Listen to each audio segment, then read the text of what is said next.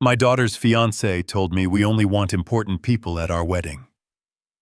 I hung up the phone, said nothing, and made a few quiet calls. 15 venues canceled. By the time the sun rose over the Hamptons the next morning, an $800,000 wedding had vanished into thin air, leaving behind only chaos, a mountain of unpaid lobster, and a lesson my family would never forget. If you are listening to this, like and subscribe to hear how a retired old man taught a masterclass in respect. My name is Jackson. I am 72 years old, and this is how I dismantled my own daughter's perfect day without ever leaving my armchair. It was 9 o'clock on a Friday night. The air inside my small suburban house in New Jersey was stale thick with the smell of mothballs and old dust. I was standing in the living room, pressing a steam iron against my navy blue suit. It was the same suit I had worn to my wife's funeral 10 years ago. The fabric was thinning at the elbows, and the style was at least 2 decades out of date, but I had polished the buttons until they shined. I wanted to look presentable. I wanted to make Brittany proud. The wedding was tomorrow. A destination wedding at the most exclusive resort in the Hamptons. The kind of place where a glass of water costs more than my monthly electric bill. I had just finished creasing the trousers when the phone on the side table rang. The screen lit up with the name Lance. Lance was my daughter, Brittany's fiancé, a man who called himself a tech entrepreneur, but whose eyes shifted like a cornered rat whenever I asked him about his business model. I picked up the phone expecting a last-minute request. He needed me to bring something I had forgotten. "Hello, Lance," I said, my voice raspy from disuse. "Jackson. Listen, we have a situation." Lance did not say hello. He did not ask how I was. His voice was smooth, polished, and utterly devoid of warmth. I stopped ironing. The steam hissed in the quiet room. "What kind of situation?" "Lance," I asked, "is Brittany okay?"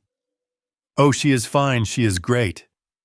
Lance let out a short, nervous laugh. "Look, Jackson, we have been reviewing the guest list. The RSVP list is tight. We have a lot of investors coming in from Silicon Valley and London. Big players, VIPs. You understand, right?" I did not understand. I gripped the handle of the iron tighter. "What are you saying, Lance?" I asked. The line went quiet for a second. Then Lance sighed, the sound of a man burdened by having to explain complex things to a simpleton. "Look, Jackson, we only want important people at the ceremony and the reception. It is a networking opportunity as much as a wedding.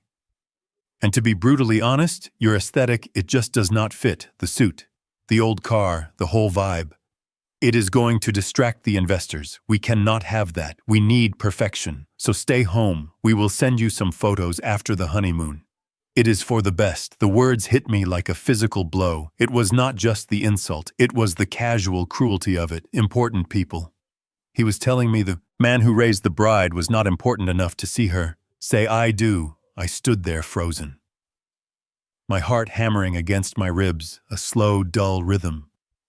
But I needed to hear one more thing. I needed to know. If this was just Lance or if my blood was involved, "Is Brittany there?" I asked, my voice low. Lance hesitated. "Yeah, she is right here getting a massage." "Do you want me to put her on?" I said. "Just ask her if she agrees." I heard muffled movement on the other end of the line, Lance covering the microphone. I heard his voice muffled and urgent. And then I heard her daughter, Brittany, my little girl. Her voice was clear, drifting through the background. "Do not be too harsh, babe. Just tell him the shuttle bus is full or something. Tell him it is a logistics issue. I do not want a scene he will understand. He is used to being left out." The phone felt heavy in my hand.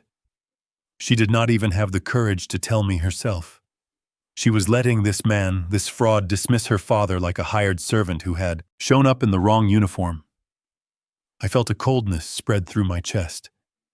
It was not anger, it was something deeper, something final. It was the death of an illusion I had spent 40 years protecting. Brittany. making sure she never felt the cold wind of reality giving her everything she asked for. And this was the result I realized in that moment, that I had not raised a daughter, I had raised a parasite. "Okay, Lance," I said, my voice steady, calm, almost bored. "You are right, I do not want to ruin the aesthetic. Have a wonderful wedding, Jackson." "Great, glad you are being reasonable. We will catch up in a few weeks." Lance hung up, the line went dead. I placed the receiver back in its cradle very gently. I looked at the navy blue suit hanging on the doorframe. It looked pathetic. A costume for a man who did not exist anymore. I unplugged the iron, I walked to the kitchen and poured myself a glass of cheap bourbon. The liquid burned my throat, grounding me. I sat down at my scarred oak dining table and turned on the small desk lamp. In the center of the table sat a checkbook. It was open. The top check was torn out, waiting to be mailed on Monday morning. It was made out to Lance Sterling for $800,000. It was the final payment. The reimbursement I had promised to cover the entire cost of the wedding, because Lance had said his liquidity was tied up in offshore accounts. He had booked everything on credit, promising the vendors that his wealthy father-in-law would settle the accounts upon completion. They believed him because, despite my old car and my small house, my name still carried weight in the right circles. Circles Lance knew nothing about. I picked up the check, I looked at the zeros, $800,000, my life savings, the money I made when I sold my logistics trucking empire 15 years ago. I had kept the money secret, living like a pauper, so Brittany would learn to be independent, but I had failed. She had found the bank statements years ago in my safe, and since then, she had treated me not as a father, but as an ATM. And now the ATM was being told it was too ugly to be seen in public. I took a lighter from my pocket. I lit the corner of the check. I watched the paper curl and blacken the blue ink, bubbling until the $800,000 turned into ash in the ashtray. I did not cry, I did not scream. I reached into my pocket and pulled out a small leather-bound notebook. It was old, the leather cracked and worn. Inside were phone numbers written in fountain pen. Numbers of men and women who ran the industries that made this country move. People who remembered Jackson, the ghost of logistics. People who owed me favors. I looked at the clock. It was 9:15 p.m. The wedding was in 14 hours. It was time to make some calls. The first number I dialed belonged to Marcus O'Connell. Marcus owned the Sapphire Dunes Resort, the very place where my daughter was currently getting a massage on my dime. Marcus and I went back 30 years. I had saved his hotel chain from bankruptcy during the 2008 crash by deferring his shipping costs for 2 years. He picked up on the second ring. "Jackson," his voice boomed warm and loud. "I thought I would see you at the bar tonight. Where are you hiding?" "The scotch is on me, Marcus," I said, my voice flat. "Listen to me very carefully. We have a code 0. The line went silent. Code 0 was a term from our old days. It meant total shutdown. It meant abort mission immediately. "Jackson," Marcus whispered, his tone dropping all conviviality. "What happened? Did someone die?" "Not yet," I said, taking a sip of my bourbon. "But the wedding is off." "What do you mean off, Jackson?" "The guests are here. The bride is in the spa. The lobster is being prepped." "I do not care, Marcus. The funding is pulled. I am exercising the cancellation clause in my contract. Subsection 4, paragraph B, force majeure, due to withdrawal of financial backing. Effective immediately, but Jackson." Marcus stammered, "This is an $800,000 event. If you pull the plug, now the cancellation fees alone will be astronomical, and the reputation hit." "Listen, Marcus," I cut him off. "You know, I never bluff. Lance told me tonight that I am not important enough to attend. He kicked me out. He thinks the wedding is paid for. He is wrong. The vendors are expecting payment tomorrow morning upon completion. If I do not pay, nobody gets paid. Do you want to be left holding a bill for $200,000 in catering alone? Shut it down. Shut it all down. Evict them if you have to. But do not serve a single shrimp cocktail on my dime." There was a long pause, then I heard the steel in Marcus's voice, the tone of a businessman realizing he was about to be stiffed by a fraud. Understood, Jackson. I will notify security. The ballroom remains locked. I will cut power to the reception hall. I appreciate it, Marcus, I said. I will cover your staff's wages for the night. I do not want the workers to suffer, but Lance and Brittany, they get nothing done. Marcus hung up one down. I turned the page of my notebook. The next number was for Elena Russo, the owner of the most exclusive event planning company in New York. She was the one who had sourced the 5,000 rare orchids. Brittany demanded orchids that had to be flown in from Thailand. Elena owed me because I was the one who cleared her import containers through customs when nobody else could move them. I dialed Elena. Hello, Jackson. Is everything all right for tomorrow? No, Elena, I said. The wedding is cancelled. Do not deliver the flowers. Do not set up the lights. But the flowers are already in the vans. Jackson, they are en route. Turn them around. Donate them to a hospital or a funeral home. I do not care. But if one petal touches the floor of that resort, I will not pay the invoice and tell the band to go home, Jackson. Elena sounded horrified. Brittany will be devastated. She has been planning this for a year. Brittany should have thought about that before she decided her father was too embarrassing to be seen. Elena, now silence. Then a soft, "Okay, Jackson." I am turning the trucks around. I hung up. I took another drink. The house was quiet, but inside my head, I could hear the machinery of destruction grinding into gear. I was not a violent man. I did not use fists. I used logistics. I used supply chains. I used the flow of money, and I was cutting off the flow. There was one more call to make, the most important one. I dialed a number that went directly to the private wealth division of Chase Manhattan Bank. It was late, but for clients with my level of hidden assets, there was always someone awake, Mr. Vance. A smooth voice answered. How can we assist you tonight? I need to put a stop order on all subsidiary cards attached to my primary account, specifically the Onyx card issued to Brittany Vance, and I want to freeze the joint. Checking account she has access to. Effective immediately. Sir, if we freeze the cards, any pending transactions will be declined. The user will be stranded if they are traveling. That is the point, I said. Freeze. Flag it for fraud. If she tries to use it again, I want that card to be a worthless piece of plastic within 10 seconds. Understood, Mr. Vance. It is done. Is there anything else? No. That will be all. I placed the phone on the table. My hands were steady. I looked around my living room. The peeling paint, the old rug, the silence. It was a humble life by choice. I had stayed here to keep my feet on the ground. But my daughter had mistaken humility for weakness. She had mistaken silence for stupidity. She thought the money came from Lance. She thought I was just the old man who signed the papers she put in front of him. She never asked where the money came from. She never asked how a retired truck dispatcher could afford a wedding that cost more than a small island. She just took. I poured the last of the bourbon into my glass. It was 10:00 p.m. The calls were made. The dominoes were aligned. Now all I had to do was wait. I sat in my armchair, the darkness of the room wrapping around me like a blanket. Did not turn on the TV. I did not read. I just sat there staring at the wall, imagining the scene that was about to unfold 60 miles away. At 10:15, my cell phone lit up. It vibrated against the wood of the table. The screen flashed. Brittany calling. I watched it ring. The light pulsed in the dark room. I did not touch it. It rang until it went to voicemail. Then it rang again and again. Then a text message popped up. Dad, my card isn't working. The hotel says there is a problem with the room deposit. Call me ASAP. I smiled. A cold, humorless smile. The first domino had fallen. She was at the front desk, trying to check in some VIP or maybe order champagne, and the card had bounced. She was embarrassed. She was confused, but she was not scared yet.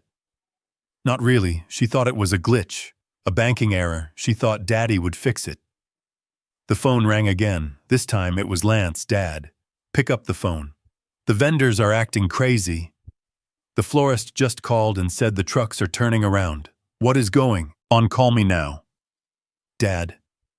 I watched the screen flash. Lance calling Dad. Now I was... Dad, 10 minutes ago, I was Jackson, the embarrassment. Now that the money was drying up, I was Dad again. I let it ring. By 11 o'clock, the messages were coming in a torrent. Dad, the resort manager, just locked the ballroom. He says the event is canceled due to non-payment. Dad, pick up Dad. This isn't funny. Dad, please. I sat there like a statue. I imagined the panic in the lobby of the Sapphire Dunes. I imagined Lance sweating in his expensive linen shirt, yelling at the staff, waving his arms, trying to look important. I imagined Brittany crying, her mascara running, ruining her pre-wedding glow. The guests, the VIPs from Silicon Valley and London, watching from the bar, whispering, wondering why the groom's credit card was declined. At midnight, the landline in the kitchen started ringing. They were calling the house phone now. I stood up, walked into the kitchen, and pulled the cord out of the wall. The ringing stopped. Silence returned. I walked back to my chair. The cell phone was still buzzing, dancing across the table with the intensity of the incoming calls. I turned it off completely. I watched the screen go black. I was alone. The house was quiet, but outside I could feel the storm gathering. I knew what would happen next. They would come here. They would drive through the night, fueled by rage and panic, to confront the old man. They would pound on my door, demanding answers, demanding money, demanding their perfect day back. But they would find the door locked. They would find the old man was not the pushover they thought he was. I leaned back and closed my eyes. I needed to rest. I needed my strength. Because tomorrow was not going to be a wedding day. It was going to be a war, and I intended to win. I woke up at 6 a.m. The sun was streaming through the dusty blinds, casting stripes of light across the floor. I felt refreshed. I stood up, stretched my stiff back, and went to the kitchen to make coffee. I brewed it strong, black, no sugar. As the coffee dripped, I looked out the front window.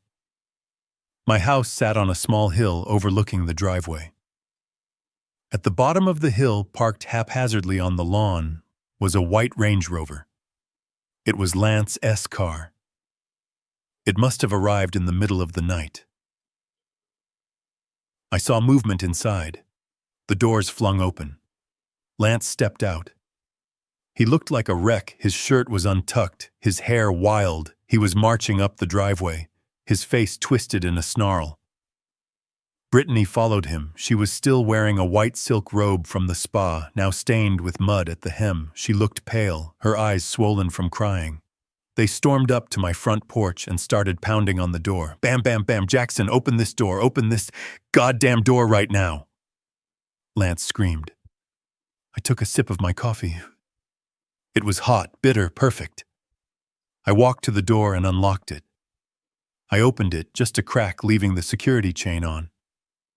I looked out at them. Lance was red-faced, panting. Brittany was shaking Dad. She sobbed. Dad, why? What did you do? Everything is ruined. The guests are there. The gates are locked. They put up a sign. Dad, a sign saying event canceled due to lack of funds. It is humiliating. Lance pushed his face into the crack of the door, spitting as he yelled, You senile old fool! Fix this call! Marcus, call the bank right now, or I swear to God I will. I looked him dead in the eye. I thought you only wanted important people, Lance, I said calmly. Lance froze. The realization hit him. His eyes widened. Important people pay for things. Lance, important people have contracts. I am just the old man with the bad suit. I am nobody. Remember, I tried to close the door, but Lance threw his shoulder against it, straining against the chain. Listen to me, you bitter old man. You are ruining $1 million deal. These investors are my future. If this wedding doesn't happen, I am dead. Do you hear me? Dead. He was not talking about embarrassment anymore. There was real fear in his voice, primal fear, $1 million deal. So that was it. The wedding wasn't about love. It was a show, a Potemkin village designed to lure investors into whatever scam Lance was running. "We don't need your money," Brittany screamed, pushing Lance aside, trying to reach through the gap. "We just need you to co-sign," the bank said. "They need your authorization to unfreeze the accounts. Just sign the paper, Dad, please, I love you." "Dawn, to do this," I looked at my daughter. She was desperate, she was pleading, but she was still lying. She didn't love me, she loved the access I gave her. She loved the lifestyle I subsidized. She was willing to throw me in the trash to impress strangers, but now she was on her knees begging for a signature. "No," I said simply. "I am done, Brittany. The bank is closed, the hotel is closed, and the bank of Dad is permanently closed. Go home. Go tell your important people that the show is over." I slammed the door shut. I heard Lance scream a curse word and kick the wood, but the door held. I slid the deadbolt home. I walked back to the kitchen and sat down. The coffee was still hot. Outside, I could hear them arguing. Lance was yelling at Brittany, blaming her, calling her useless. Brittany was crying, screaming back that it was his fault for insulting me. I listened to the sounds of their marriage disintegrating before it had even begun. It was music to my ears, but I knew this wasn't over. Lance was desperate, and desperate men do dangerous things. I saw him through the window, pacing by his car on his phone, talking fast, gesturing wildly. He wasn't calling a wedding planner. He was calling someone else, someone who looked like trouble. I picked up my notebook again. I turned to the page marked security. I dialed the number for a man named Butch. Butch ran a private security firm that specialized in protecting high-value cargo from hijackers. He was big, he was mean, and he owed me his career to Butch, I said, watching Lance through the blinds. "It is Jackson. I have a situation at my residence. I need a perimeter, 2 men armed standby for escalation. I am on my way," Jackson Butch said immediately. ETA, 10 minutes. I hung up. The morning was just beginning, the wedding was gone, the money was gone, but the war was just heating up. Lance was still on my lawn, and he looked like a man who had nothing left to lose except his life. And judging by the look in his eyes, he was thinking about taking mine instead. I poured another cup of coffee and waited for the fireworks to start. This was going to be a long day. The coffee shop across the street from the Sapphire Dunes Resort was called The Daily Grind. It had tinted windows and served a decent dark roast. I sat at a small table in the back corner, a newspaper spread out in front of me, though I was not reading a single word. My eyes were fixed on the street. It was 10 in the morning, the sun was high and bright, the kind of perfect Hamptons weather that brides pray for. The sky was a piercing blue without a single cloud to mar the horizon. It was a beautiful day for a wedding. It was also a beautiful day for a disaster. I took a sip of my coffee. The ceramic mug felt warm in my hands, grounding me. I watched as the first limousine turned off the main highway and approached the resort's grand entrance. It was a stretch. Hummer white and obnoxious, followed closely by a sleek black Bentley. These were the important people Lance had been so desperate to impress. The investors from Silicon Valley. The venture capitalists from London. The people who were supposed to witness his ascent into the elite. They slowed down as they approached the massive wrought iron gates. The gates were closed, a heavy chain was wrapped around the center bars, secured with a padlock the size of a fist. But it was the sign that drew the eye. It was not a polite handwritten note. It was a large industrial sandwich board painted in stark red letters, standing right in the middle of the driveway. It read, "Private event canceled, due to financial default, no entry." I watched the brake lights flare red. The Hummer stopped. The Bentley swerved slightly to avoid hitting it. A driver in a chauffeur's cap got out, looking confused. He walked up to the gate, shook it, and read the sign. He pulled out his phone, making a call. I could see him gesturing wildly, pointing at the chain. Behind him, more cars were piling up. A line of Mercedes, Porsches, and Teslas began to clog the exclusive entrance road. Horns started to honk. At first, polite little beeps, then long, aggressive blasts of frustration. This was the traffic jam of Lance's dreams. The concentration of wealth he had curated so carefully was now stuck on a public road, staring at a sign that essentially called him broke. I felt a cold, hard satisfaction settle in my gut. It wasn't happiness. It was the feeling of a balance sheet finally zeroing out. Then I saw them. The white Range Rover sped down the opposite lane, bypassing the line of confused guests driving on the wrong side of the road. Lance was driving. He looked like a madman leaning on the horn, trying to force his way to the front.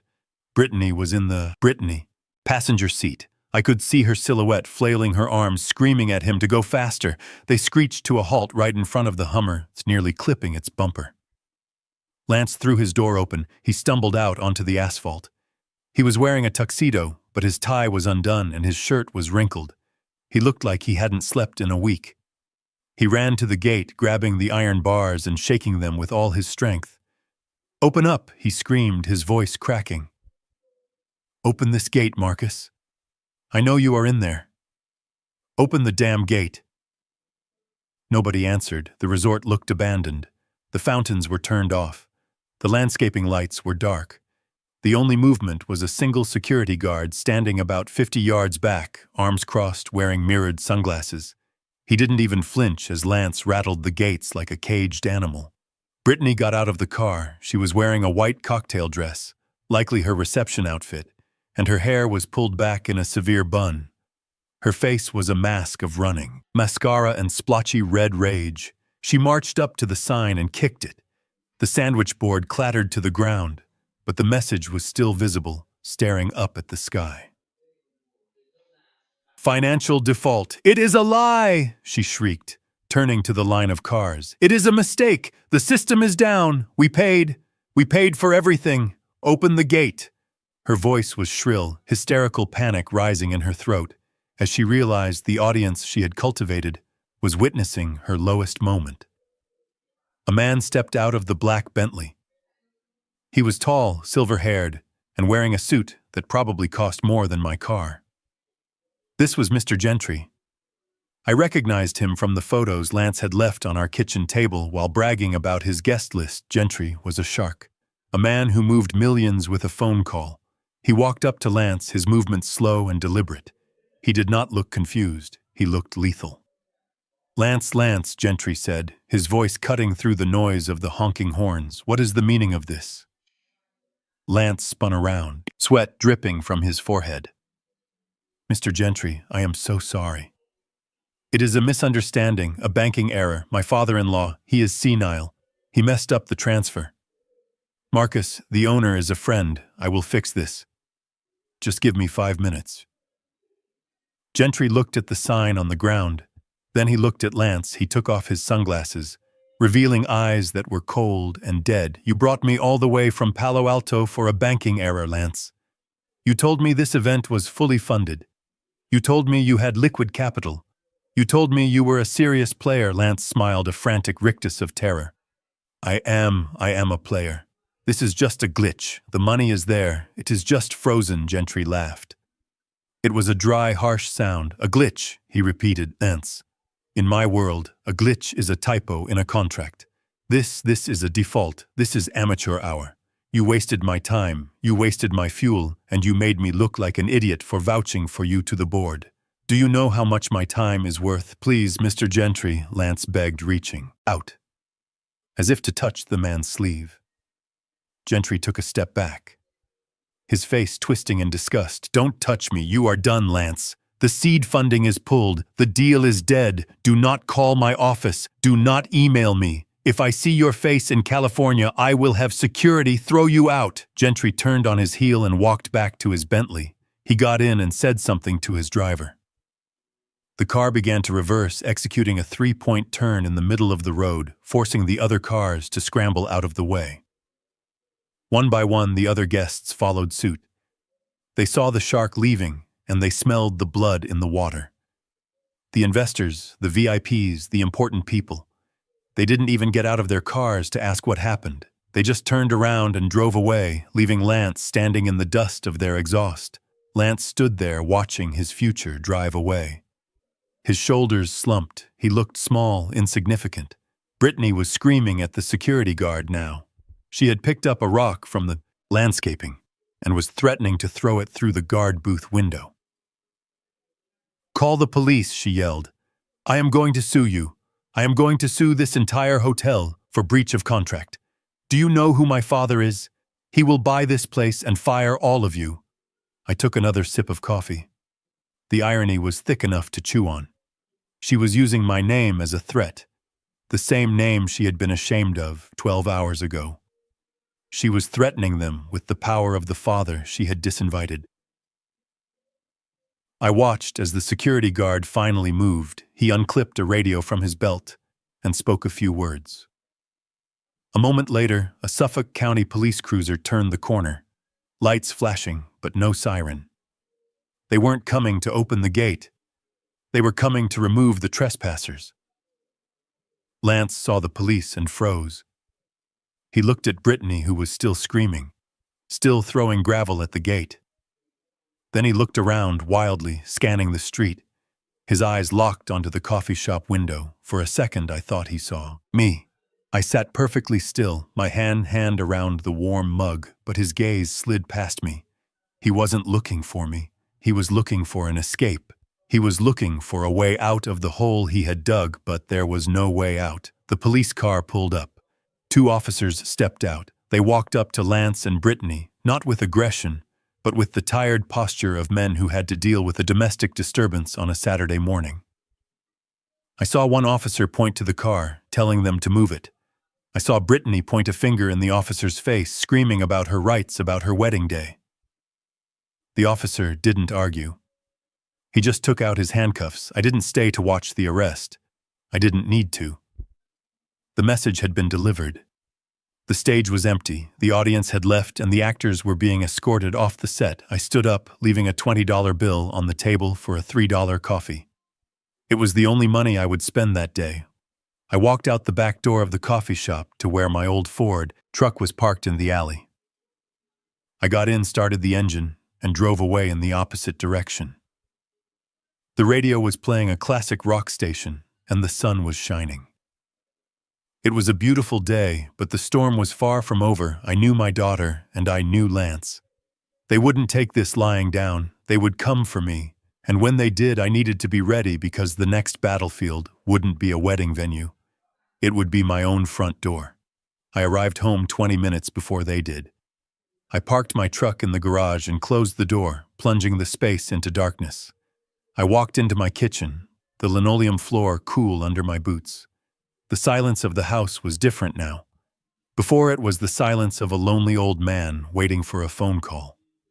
Now it was the silence of a fortress waiting for a siege.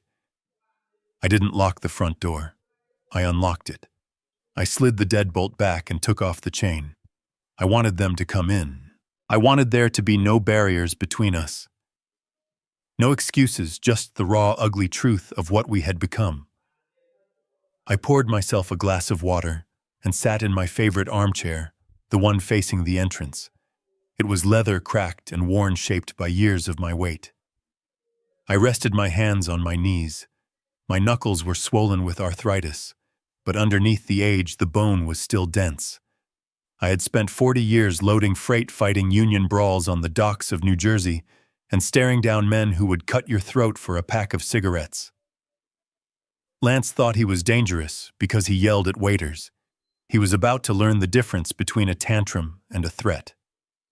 I heard the engine first. It was the Range Rover again, pushed to its limit, the engine whining in high gear. It skidded into my driveway, spraying gravel against the siding of the house. Car doors slammed. Heavy footsteps pounded on the wooden porch steps. There was no knock. There was no doorbell. The handle turned, and when the door didn't open fast enough, a boot kicked it. The wood around the frame splintered with a dry crack, and the door flew open, banging against the interior wall. Lance stood in the doorway, silhouetted by the afternoon sun. He was panting, his chest heaving. His tuxedo shirt was torn at the shoulder, likely from his earlier encounter with the police. His eyes were wild, bloodshot, darting around the room, until they locked onto me. Brittany was right behind him, her face a mask of smeared makeup and pure, unadulterated hatred. "You are sitting there," Lance screamed, his voice shredding the quiet air. "You are just sitting there drinking water. Do you have any idea what you have done? You destroyed me. You destroyed everything." I took a slow sip of water. I didn't stand up. I didn't speak. My silence was a mirror reflecting his madness back at him, and he couldn't stand it. He stepped into the room, his fists clenched. "Get up," he roared. "Get up and fix this. Call the bank. Transfer the funds. I know you have it stashed away somewhere, you miserly old bastard. Give me the money." I set the glass down on the side table. The coaster made a soft clink. "Get out of my house, Lance," I said. My voice was low, gravelly. It wasn't a shout. It was a fact. That snapped the last thread of his control. Lance let out a guttural sound, a mix of a sob and a growl, and he charged. He covered the distance between the door and my chair in 3 strides. He raised his right hand, balled into a fist, aiming for my face. He was young, 30 years younger than me. He was taller. He worked out at a gym with air conditioning. But he had never been in a fight in his life. He telegraphed the punch from a mile away, pulling his arm back, closing his eyes as he swung. I didn't panic. I didn't even stand up fully. I just shifted my weight. I learned a long time ago that you don't fight force with force. You fight it with leverage. As his fist came down, I brought my left forearm up hard, catching his wrist and deflecting the blow to the side. The momentum carried him forward off balance. I stood up then, using the strength in my legs, and drove my shoulder into his chest. It wasn't a graceful move. It was ugly and effective. The air left his lungs in a sharp wheeze. He stumbled back, his feet tangling in the rug. I didn't let him recover. I grabbed the lapels of his ruined tuxedo jacket and twisted, using his own weight to spin him around and slam him against the wall. Pictures rattled. The drywall groaned. I pinned him there, my forearm pressed against his throat, just hard enough to make breathing a conscious effort. "Don't you ever," I whispered, my face inches from his, "raise a hand to me in my own home? I was breaking fingers on the loading docks while you were still learning to tie your shoes." Lance clawed at my arm, his face turning a blotchy purple. His eyes were wide with shock. He had expected the frail old man in the bad suit. He had forgotten that the old man used to move pianos for a living. But it wasn't the fear of physical pain I saw in his eyes. It was something else. It was terror. Pure, animalistic terror. "You don't understand," he choked out, spit flying onto my cheek. "You have to pay. If I don't pay them, if I don't have the money, they're going to kill me." I froze. I lessened the pressure on his throat just a fraction.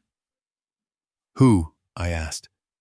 "Who is going to kill you, Lance, the florist, the caterer?" "No," he gasped, tears leaking from his eyes. "Not them, the investors, the real ones.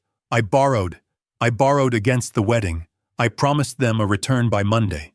2 million. If I don't have it, Jackson, please. They aren't businessmen. They're animals. They will cut me into pieces." The pieces fell into place. The desperation, the need for VIPs, the absolute panic when the credit lines were cut. This wasn't just a Ponzi scheme. It was a loan shark debt. He had borrowed dirty money to fund a fake lifestyle to lure in clean money to pay back the dirty money. And I had just cut the rope while he was dangling over the shark tank. "That sounds like a personal problem, Lance," I said, cold as ice. "I suggest you start running." I let him go. He slid down the wall, coughing, clutching his throat. He looked pathetic. A broken man in a broken suit. But I didn't have time to savor the victory because a sudden stinging pain exploded across the side of my face. Smack. My head snapped to the side. My glasses flew off, skittering across the hardwood floor. The sound of the slap echoed in the room, louder than the door, breaking louder than Lance's screams. I stood there for a second, the skin on my cheek burning, my ear ringing. I slowly turned my head back. Brittany was standing there. Her hand was still raised, her palm red. She was breathing hard, her chest heaving beneath the silk robe. Her eyes were blazing with a fury so intense it looked like madness. "You animal!" she screamed. "Get your hands off him! How dare you look at you! You're violent! You're crazy!" I looked at my daughter, the little girl I had carried on my shoulders, the teenager I had taught to drive, the woman I had walked down the aisle or tried to. I touched my cheek. It was hot. She had hit me. My own flesh and blood had struck me to defend a man who had just tried to assault me. "Brittany," I said, my voice hollow. "Shut up," she shrieked. "Just shut up, I hate you. Do you hear me? I wish you had died instead of Mom. At least she had class. At least she wouldn't have ruined my life because she was jealous." "Jealous?" I asked, genuinely confused. "You think I did this because I'm jealous?" "Yes, jealous." She stepped closer, poking a manicured finger into my chest. "You're jealous that Lance is successful. You're jealous that he has vision. You're just a sad, lonely old man with your dusty money and your empty life. You couldn't stand seeing us happy. You couldn't stand seeing us shine. So you broke it. You're a saboteur, Dad. A petty, jealous saboteur." I looked at Lance, still cowering on the floor, weeping about men who would cut him up. Successful. Visionary. I looked at Brittany, blind with rage, rewriting reality to fit her narrative. She wasn't just defending him. She believed him. She believed the lie so completely that she was willing to strike her father to protect it. "He just told me he owes money to sharks, Brittany," I said quietly. "Did you hear that? He's not successful. He's broke. And he's dangerous." "Liar!" she screamed, covering her ears like a child. "He's under stress. You pushed him to this. You provoked him. This is all your fault." She went to Lance, kneeling beside him, cradling his head, cooing to him as if he were the victim. "It's okay, baby. Shh, we'll fix it. We'll get the money. We don't need him. We'll take what's ours." She looked up at me then, and her eyes were cold. Not hot with rage anymore, but cold with calculation. It was the same look Lance had given me the night before. The infection had spread. "Get out," I said. "Both of you, before I call the police and finish what Marcus started." Brittany helped Lance stand up. He was shaky, leaning on her. They moved toward the door, stepping over the splintered wood of the frame. At the threshold, Brittany turned back. She didn't look like my daughter anymore. She looked like a stranger. "This isn't over, Dad," she hissed. "You think you can just cut us off? You think you can assault my husband and get away with it? You're old. You're confused. You're violent. People saw what you did today. The police saw you running away. The neighbors heard you shouting." Lance straightened up, wiping the snot and tears from his face. A new, sinister confidence crept into his voice, masking the fear from moments ago. "She's right, Jackson. You're clearly not well. Attacking family members, canceling events due to paranoia, hiding money. Those are symptoms, classic symptoms." He stepped out onto the porch, pulling Brittany with him. "We're going to get you help, Jackson." He called out, his voice dripping with false concern and veiled threat. "Whether you want it or not, we have a duty, a legal duty. Enjoy your house while you can. You won't be in it much longer." They walked down the steps to the Range Rover.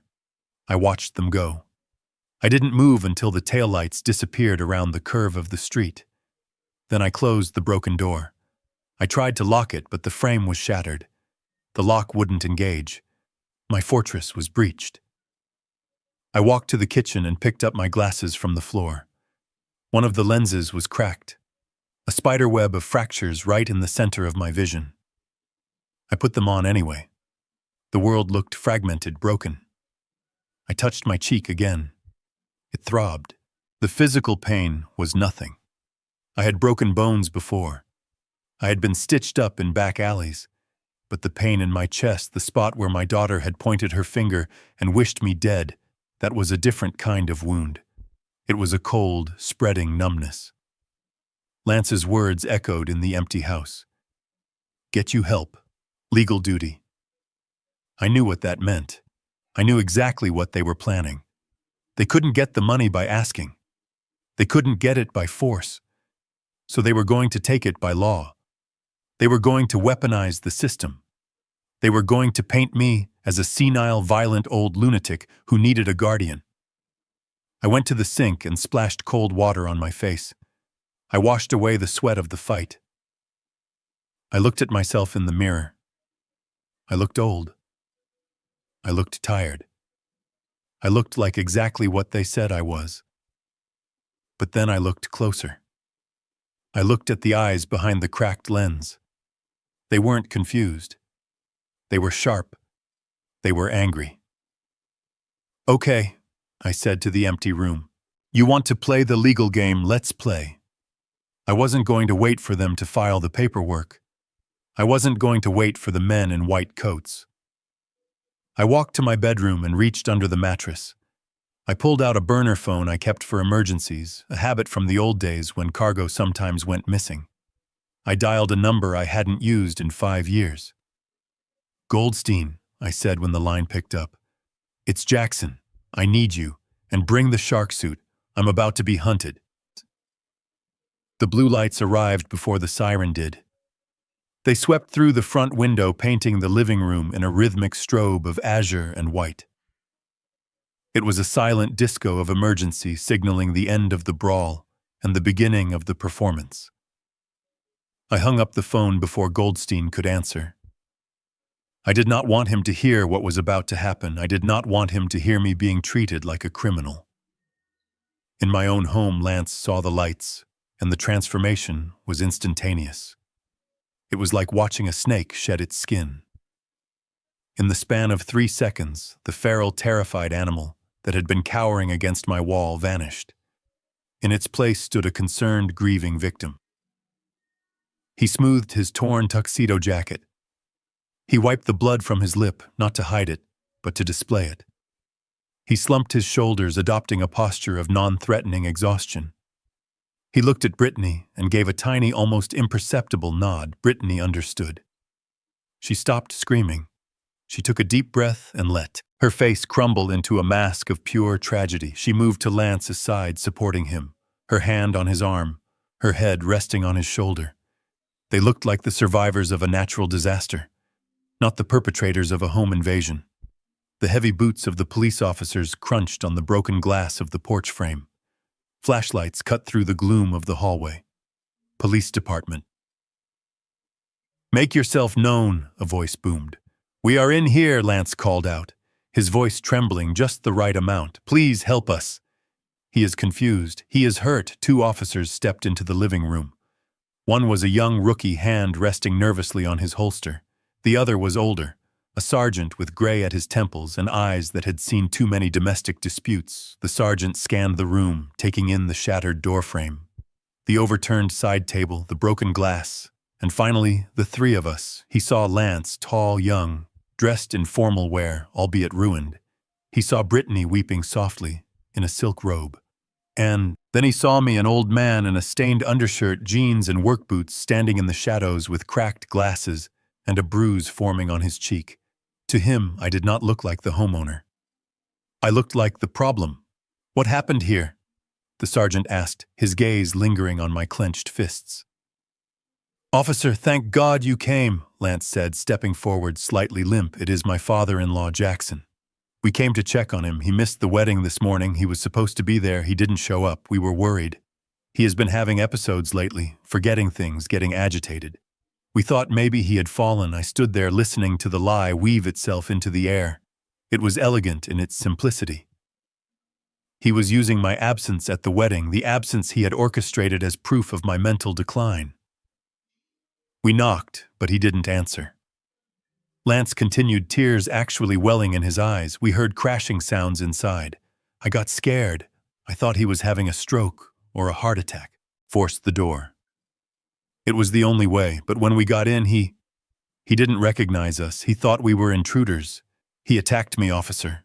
I tried to restrain him, but he is strong when he is like this. The sergeant looked at me. Jackson, sir. Is this true? I stepped into the light. I looked at the officer. I looked at the broken door. This man kicked my door in, I said. My voice raspy. I did not invite him. He attacked me. I defended myself. He is lying. The sergeant looked at the door frame. The wood was indeed splintered inward, consistent with a kick. But Lance was ready for that. I had to kick it in, officer, Lance said quickly.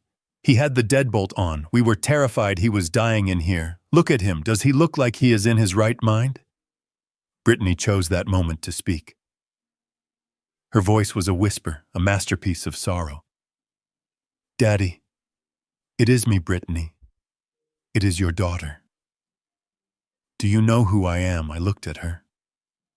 My heart felt like a stone sinking into a deep black well. She was looking at me with wide tear-filled eyes, begging the officers to believe her performance. She was using the years of love I had given her as a weapon against me. She knew exactly how to hurt me, not with fists, but with pity. I know who you are, Brittany, I said softly. You are the woman who slapped me 5 minutes ago because I wouldn't pay your husband Seth's gambling debts, Brittany gasped, covering her mouth. Oh God, he is worse than I thought. Gambling debts, Dad. Lance is a tech entrepreneur. We don't have debts. He is making up stories again. He gets paranoid. He thinks everyone is stealing from him, the sergeant sighed. He looked at me and I could see the judgment settling in his eyes. He saw a disheveled old man ranting about gambling debts and conspiracies. He saw a young, successful-looking couple trying to help. He made the calculation and I came up short. Sir, the sergeant said, stepping closer to me, his hand raised in a calming gesture. Do you have any weapons on you? I am not armed, I said. I am just tired. Get them out of my house. We can just leave him, Lance pleaded, looking at the officer. He is a danger to himself. Look at this place. It is a mess. He is violent. We need to get him evaluated. He needs a welfare hold. A welfare hold. The 5150 code. Involuntary psychiatric hold. They wanted the police to drag me out in handcuffs, not for a crime, but for my own good. It was the nuclear option. If they took me in tonight, I would be sedated, processed, and labeled. Once that label is on you, it never comes off. It would be the first brick in the wall of the conservatorship they were planning. I straightened my back, I took off my cracked glasses, and looked the sergeant in the eye. I knew that if I shouted, if I got angry, I would lose. I had to be the calmest person in the room. Officer, I said, my voice steady. I'm 72 years old. I am a retired logistics manager. I own this home free and clear. These two individuals are trespassing. I asked them to leave. They refused. They assaulted me. I defended myself. I am not confused. I am not senile. And I am asking you to remove them from my property immediately. The sergeant paused. He looked at me, really. Looked at me for the first time. He saw the bruise on my cheek. He saw the clarity in my eyes. He looked back at Lance, who was perhaps pushing the act a little too hard, clutching his ribs a little too dramatically. This is a civil matter, the sergeant said finally. We are not taking anyone in tonight unless you want to press charges for the assault. But looking at the damage here and the conflicting stories, it is going to be a wash. You both have marks on you. I don't want to press charges, Lance said quickly, benevolent and forgiving. I just want my father-in-law to be safe. We will go. We will let him calm down. The sergeant nodded. Okay, folks, let's clear out, sir. Stay in your house. Get that door fixed. Lance nodded, bowing his head in submission. Thank you, officer. We will go. Come on, honey. Let's leave him be. They turned to leave. The officers escorted them out onto the porch. followed to the threshold, watching them go. The rookie officer went to his car to radio in the report. The sergeant walked Brittany down the steps. Lance stopped. He turned back to me. He waited until the sergeant was out of earshot. He stepped close, one foot on the porch, leaning in until I could smell the sweat and the fear on him. His face was no longer the mask of the concerned son-in-law. It was the face of a man who had stared into the abyss and decided to jump in. "You got lucky, old man," he whispered. His voice was a hiss, low and venomous.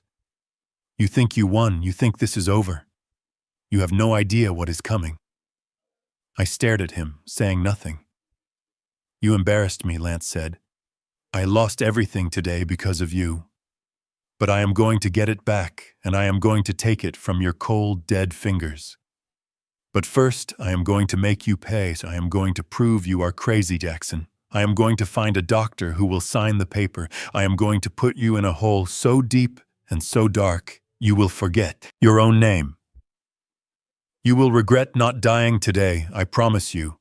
I will put you in a madhouse." He pulled back a smile, touching his lips. A smile that didn't reach his dead eyes. He turned and walked down the steps, taking Brittany's hand, leading her to the Range Rover.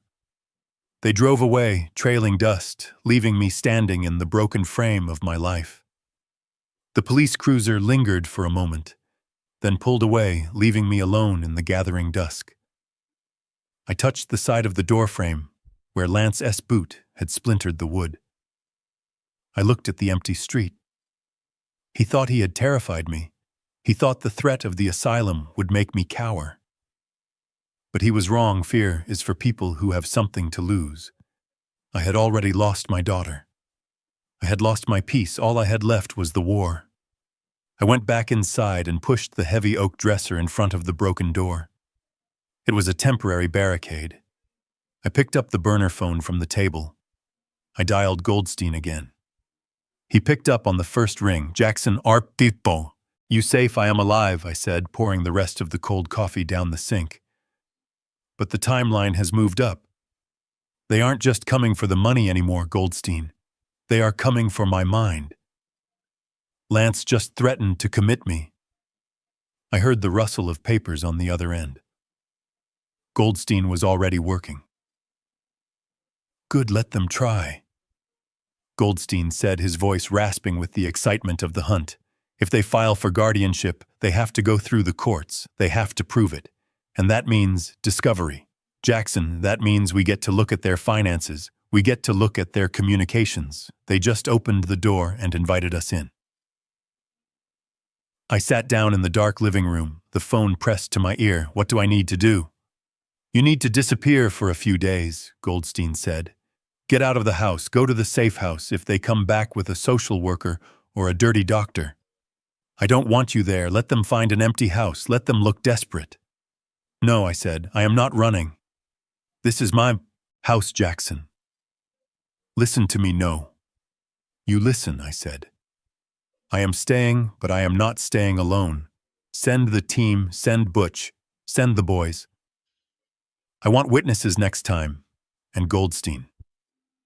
Yes. Find out who Lance owes money to. Find out which sharks are circling. I want to know who I am competing with for his carcass." I hung up. The sun had set. The house was dark. I didn't turn on the lights. I sat in the dark, waiting. The legal threat was real. The asylum was a terrifying possibility. But Lance had made a mistake. He thought I was a senile old man defending a nest egg. He didn't realize he was poking a dragon that had been sleeping for 15 years. He wanted to play the insanity card. Fine. I would show him insanity. I would show him the kind of madness that comes from a father who has nothing left to lose but his vengeance. I checked the charge on my phone. I checked the locks on the back door. Then I sat down to wait for the next wave, knowing that the waters were rising, and I was the only one who knew how to swim. 3 days of silence is a long time when you are waiting for a war to start.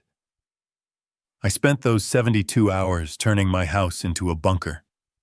Butch and his men patrolled the perimeter in shifts, silent shadows with earpieces and concealed carry permits. I slept in my chair facing the door with a shotgun across my lap, not because I intended to use it, but because the weight of the steel reminded me that I was still in control. Or so I thought.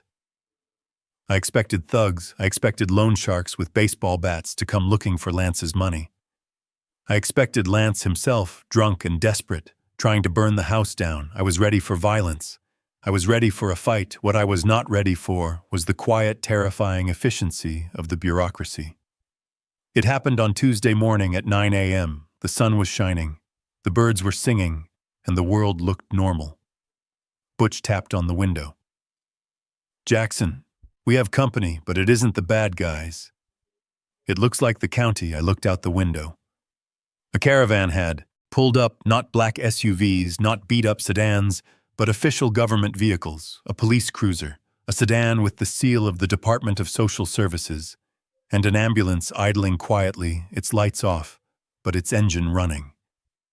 I felt a cold pit open in my stomach. This wasn't a raid, this was an intervention. I put the shotgun away, stashing it under the floorboards. I didn't want to give them an excuse. I unlocked the barricaded door and stepped onto the porch just as a woman in a beige pantsuit walked up the steps, flanked by two uniformed officers. She held a clipboard like a shield and wore an expression of practiced pity that terrified me more than any gun. "Sir Jackson Vance?" she asked. Her voice was calm, professional, the voice of a woman who destroyed lives for a living. "I am Jackson," I said, crossing my arms. "What is this?" "My name is Sarah Jenkins. I am a caseworker with Adult Protective Services. We have received a court order for your emergency detention and evaluation. Detention." I laughed. Dry, harsh sound. I haven't committed a crime. "No, Mr. Vance, you haven't. This isn't criminal. This is medical. We have an ex parte order signed by Judge Holloway, granting emergency temporary guardianship to the state pending a competency hearing. We have credible evidence that you are suffering from advanced dementia and pose an immediate danger to yourself and others. Dementia." The word hung in the air, absurd and heavy. I looked at her, stunned. I looked at the officers, their hands resting near their tasers. "Dementia," I repeated. "I run a logistics network. I manage millions of dollars. I am not senile." Ms. Jenkins pulled a document from her clipboard. It wasn't just a court order, it was a medical file, thick and official looking. She turned it around so I could see. "We have a sworn affidavit from your primary care physician, Dr. Anthony Moretti, detailing a 6-month history of cognitive decline, paranoid delusions, and violent outbursts." I stared at the name. Dr. Anthony Moretti. I had never heard that name in my life. "I haven't seen a doctor in 2 years," I said, my voice rising. "And I don't know who Moretti is. This is a lie. This is a fabrication." "See," Ms. Jenkins said, nodding to the officers. "Paranoia, denial of medical history, disorientation. It is consistent with the report." I looked past her down the driveway, and there I saw the architect of my destruction. Lance was sitting in the back of the police cruiser. The window rolled down just enough for me to see his face. He wasn't smiling. He looked devastated. He looked like a grieving son watching his father fade away. He wiped a fake tear from his eye, knowing I was watching, knowing I couldn't touch him. "You did this," I shouted, pointing at the car. "You forged this, Lance. You forged the doctor's signature." "Mr. Vance, please calm down," one of the officers said, stepping forward. He was big, a wall of blue uniform. "You are confirming the report right now, sir. We don't want to use restraints, but we have a court order. You are coming with us to St. Jude's for a 72-hour psychiatric hold." I realized the trap then. It was perfect. It was inescapable. If I fought them, I was violent. If I shouted, I was unstable. If I claimed a conspiracy involving my son-in-law and a fake doctor, I was paranoid. Every defense I raised only tightened the noose. Butch stepped onto the porch, his hand drifting toward his belt. "Officer, this man is sane. He is being targeted. Step back." Security, the officer barked, his hand dropping to his gun. This is a court order. Interfering is a felony obstruction. Do you want to lose your license today? I looked at Butch, saw the calculation in his eyes. He could drop these two cops before they cleared leather, but then we would be fugitives. Then I would be a cop killer. The game would be over. I shook my head slightly. Butch froze, his jaw clenched. It is okay. Butch, I said, my voice steady, though my hands were shaking with rage. Stand down. Call Goldstein. Tell him they are taking me to St. Jude's. Tell him to bring the judge. I turned back to Mrs. Jenkins. I am going to come with you, I said, because I am a law-abiding citizen, but you are making a mistake, a very expensive mistake. We are just here to help Mr. Vance, she said, her voice dripping with that unbearable condescension. Please step this way. I walked down the steps. The officers flanked me, grabbing my arms, not roughly but firmly treating me like a piece of fragile, volatile cargo. I walked past the police cruiser. I locked eyes with Lance. He looked at me, and for a second, the mask slipped. He winked, just a tiny flutter of an eyelid, a signal, a victory lap. I stopped digging my heels into the gravel. I wanted to lung at him. I wanted to break the glass and wrap my hands around his throat, but the officers tightened their grip, pulling me toward the ambulance. Get in the stretcher, sir, the paramedic said, gesturing to the open doors. I am not getting on a stretcher, I said. I can walk, please, sir. Don't make this difficult. I climbed into the back of the ambulance. The interior smelled of antiseptic and despair. The doors slammed shut, sealing me in darkness, cut only by the thin strip of light from the window. I sat on the bench, refusing to lie down. The ambulance lurched forward, and I felt the vibration of the tires on the asphalt, carrying me away from my home, away from my freedom. I closed my eyes and tried to control my breathing. Panic was clawing at my throat. I was in the system now, and the system was a machine designed to grind old men into dust. Lance had found the one weapon I couldn't fight, with money or fists. He had weaponized my age. He had turned my autonomy into a symptom. I thought about the medical file. The detail in it must have been exquisite to get a judge to sign an ex parte order in 24 hours. Lance hadn't just forged a signature. He had created a narrative. He must have spent the last 3 days while I was barricaded in my house building a paper trail of a madman. And I had helped him, my isolation, my anger, my violence against him in the living room. It all fed the lie. The ambulance slowed down, then stopped. I heard the doors open. I expected a hospital entrance, a busy ER. But it was quiet. 2 orderlies in white scrubs were waiting. They weren't the kind who helped you with a bedpan. They were the kind who handled the violent ward. They were big, thick-necked and dead-eyed. Welcome to St. Jude's. Mr. Vance, one of them said. He didn't sound welcoming. He sounded like a prison guard. I stepped out. My hands were trembling, not from age, but from adrenaline. I looked around. We were at a side entrance, the service bay. The walls were high concrete, topped with wire. This wasn't a hospital, it was a holding pen. I reached for my pocket for my phone just to check the time, just to feel a connection to the outside world. Phone, the orderly said, holding out a hand. No personal effects on the ward, I hesitated. Give it here or we take it. I handed him my phone. I handed him my wallet, my belt, my shoelaces. Piece by piece, they stripped me of my identity, turning me from Jackson Vance, the logistics tycoon, into patient 409. A dementia case, a problem to be managed, they led me down a long white corridor.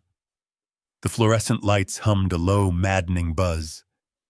The air was cold. I heard screaming in the distance, a woman's voice, high and thin, shouting about spiders. It was the sound of madness, and now I was part of it. They opened a heavy steel door. Room 4, the orderly said. Dr. Moretti will see you shortly. The door clanged shut behind me. The lock clicked, a heavy final sound. I was alone in a room with padded walls and a single bolted-down bed. I walked to the small, reinforced window. I looked out, all I could see was a brick wall and a patch of gray sky. I was trapped, I was neutralized. Lance had won the first round. He had taken me off the board. But as I stood there, tracing the cracks in the glass, I felt a cold resolve harden in my chest. He had made a mistake. He had put me in a cage, but he hadn't checked the lock. He thought this was the end. He thought I would fade away in this room, drugged and forgotten. But he didn't know about the burner phone taped to the inside of my calf beneath my pant leg.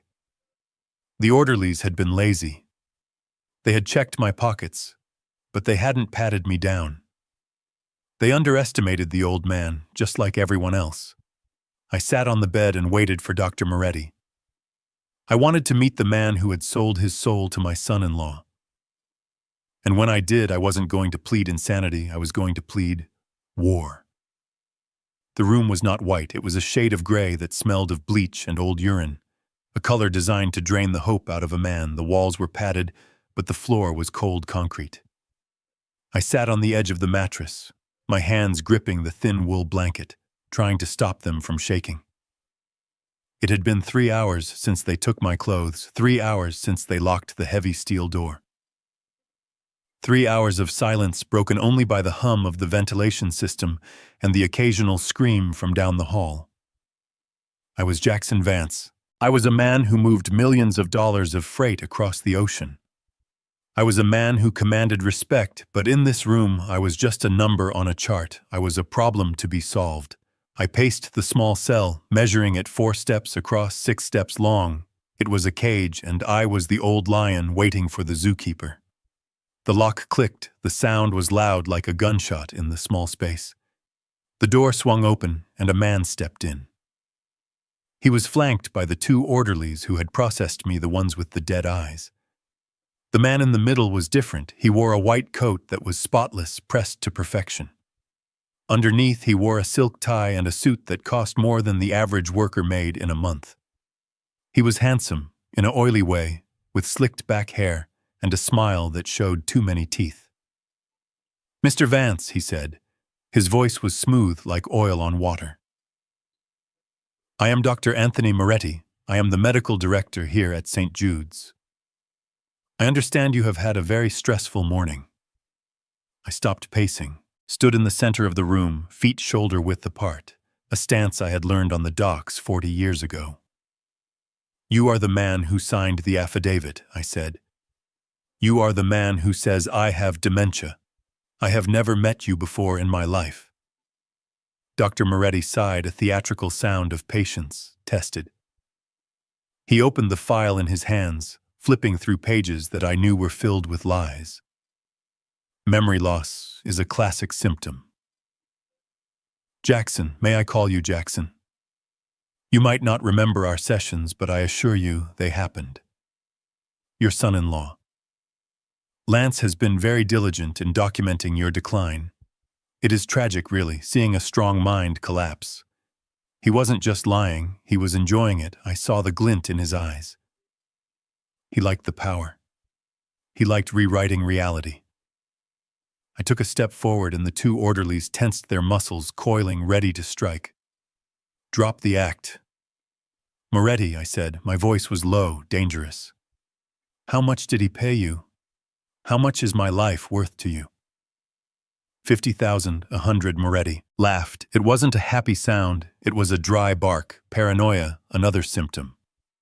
"You believe everyone is conspiring against you. You believe your family is stealing from you. It fits the diagnosis perfectly. Jackson, you are sick, and because you are sick, you are a danger to yourself. That is why we are here. We need to stabilize you." He reached into his pocket and pulled out a small paper cup. Inside were 3 pills, 2 blue, 1 red. They looked like candy. They looked like death. "What is that?" I asked. "A sedative," Moretti said. "And an antipsychotic. It will help you sleep. It will help clear the fog. We have a competency hearing in 48 hours. Jackson, we need you to be calm. We need you to be lucid. I knew what those pills were. They were a chemical lobotomy, thorazine maybe, or something stronger. If I took them, I wouldn't be lucid. I would be a zombie. I would walk into that courtroom drooling, unable to speak my own name, unable to defend myself against the lies, and the judge seeing a shuffling, mumbling. Old man would sign the paper without a second thought, giving Lance everything. "I am not taking those," I said. Moretti's smile didn't waver, but his eyes went cold. "We can do this the easy way, Jackson, or the hard way. The easy way is you swallow them with a cup of water. The hard way involves restraints, a needle, and a lot of indignity. At your age, your bones are brittle. We wouldn't want an accident, would we?" The threat hung in the air, heavy and suffocating. An accident, just like the cliff, just like the fall, he was telling me. That if I fought, they would break me physically. Before they broke me mentally, I looked at the orderlies. They were waiting for a signal. They wanted me to fight. They wanted an excuse. I had to think fast. I was trapped. I was outnumbered. I couldn't fight my way out of this, but I was a logistics man. I knew that. When you can't stop a shipment, you reroute it. I had to make him believe he had won. I let my shoulders slump. I let my face crumble into an expression of defeat and fear. I made my hands tremble visibly. "I am tired," I whispered. "I am so tired. It is okay." "Jackson," Moretti said, his voice softening into a fake, soothing purr. "We are here to help. Just take the medicine." He handed me the cup and a plastic bottle of water. I took them. My hands shook, spilling a little water on the floor. I looked at the pills. I looked at Moretti. "Will they make the voices stop?" I asked, adding a touch of madness to the performance, giving him exactly what he wanted to see. "Yes," Moretti said, smiling, the smile of a predator, watching a trap snap shut. "They will make everything stop." I put the cup to my lips. I tipped the pills into my mouth. They tasted bitter, chalky. I took a large gulp of water, swishing it around. I felt the pills hit my tongue. I didn't swallow. I maneuvered them with my tongue, sliding them into the pocket between my gum and my cheek, a trick I had learned from a smuggler in '82. I swallowed the water, making a loud gulping sound. I opened my mouth slightly, showing him my tongue. Moretti leaned in, inspecting me like a prize horse. "Good. Very good. Jackson, see, that wasn't so hard." He patted my shoulder, a gesture that made my skin crawl. "You rest now. The nurse will check on you in an hour. Let the medicine do its work." He turned and walked out. The orderlies followed him, casting one last look at me before the heavy steel door slammed shut. The lock clicked, sealing me in again. The moment they were gone, I ran to the small stainless steel toilet in the corner. I spat the pills out. They were starting to dissolve, leaving a trail of blue and red slime in my mouth. I flushed the toilet, watching the chemical chains disappear. I went to the sink and rinsed my mouth out, scrubbing my tongue with my finger, trying to get every trace of the poison out. But I knew I had absorbed some of it. I could already feel a heaviness in my limbs, a slight buzzing in my ears. Time was running out. If I didn't act now, I would pass out. I sat on the bed and pulled up my pant leg, peeled back the duct tape that held the burner phone to my kef. It hurt tearing the hair, but the pain was good. It kept me sharp. I pressed the power button. The screen lit up a beacon in the gray room, 1 bar of signal. Just one, but it was enough. I didn't call. Speaking would be too loud. The ventilation system might carry the sound. I opened the text message app. My fingers were thick and clumsy, and the small amount of sedative I had swallowed was making them numb. I had to focus. I had to type the coordinates of my own rescue. I typed the number for Goldstein, my lawyer, my friend. The only man who could stop this. Text St. Jude Psych Ward Room 4, Moretti drugging me. Hearing in 48 AHRs, bring fed order SOS Jackson. I hit send. I watched the little spinning circle. The signal was weak. The concrete walls were blocking it. "Come on," I whispered. "Come on," sent. I let out a breath I didn't know I was holding. I quickly turned the phone off. I couldn't risk it ringing. I taped it back to my leg, smoothing the pant leg down. I lay back on the mattress, closing my eyes. I had to play the part. If the nurse came in and I was awake, she would know. I had to pretend to be sedated. I slowed my breathing. I let my body go limp, but my mind was racing. Moretti was arrogant. He thought he had broken me. He thought I was just another confused old man, but he didn't know about the phone, he didn't know about Goldstein, and he didn't know that I had just given him the rope to hang himself. The heaviness in my legs was getting worse. The edges of my vision were blurring. The drug was powerful, even the small amount I had absorbed. I fought the darkness. I focused on one thing. The look on Lance's face when he realized I wasn't dead, I focused on the anger. It was a hot coal in my chest, burning through the fog. I heard footsteps outside the door. A small sliding panel opened, the nurse checking on the patient, checking on the prisoner. I lay perfectly still, mouth slightly open, drooling a little on the pillow, selling the lie. She closed the panel, the footsteps moved away. I was safe for now. But 48 hours was a long time. If Goldstein didn't come soon, if Moretti decided to increase the dose, if they decided to use the needle next time, I wouldn't be able to fake it. I was walking a tightrope over a pit of vipers, and the only safety net I had was a text message sent into the void.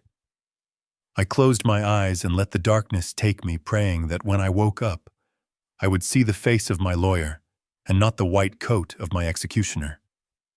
I was Jackson Vance, I was still in the fight. And as I drifted off, I made a promise to myself. When I get out of here, Moretti is going to lose his license. Lance is going to lose his freedom, and I'm going to buy this hospital just so I can burn it to the ground. I woke up to the sound of a cane hitting metal. It was a sharp, rhythmic clang like a hammer on an anvil. It cut through the fog in my brain, dragging me out of the drug-induced haze. I opened my eyes. The room was spinning, slightly. The gray walls seemed to pulse, but the sound was real. It was coming from the hallway, followed by a voice that sounded like gravel in a cement mixer.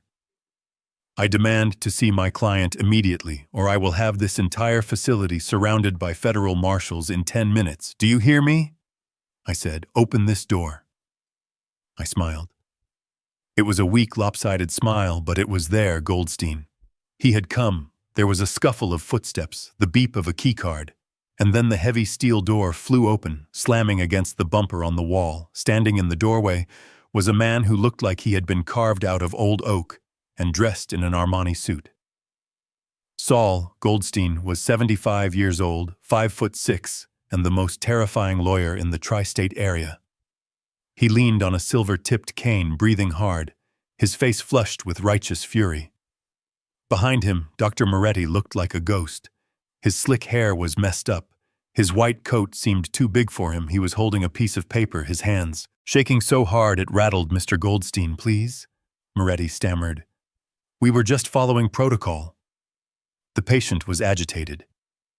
We had a court order. You had a napkin signed by a local judge who owes you favors. Goldstein barked, snatching the paper from Moretti's hand. This is a writ of habeas corpus signed by federal judge Hawthorne an hour ago. It orders the immediate release of Jackson Vance due to lack of due process, insufficient medical evidence, and probable cause of conspiracy. You are not holding a patient, doctor. You are holding a hostage, and if he is not walking out of that door in 5 minutes, I am going to sue you until your grandchildren are paying off the debt. Moretti looked at me lying on the bed, still in my street clothes, looking groggy but very much alive. He looked back at Goldstein. He did the math. He realized that whatever Lance had paid him, it wasn't enough to cover federal kidnapping charges.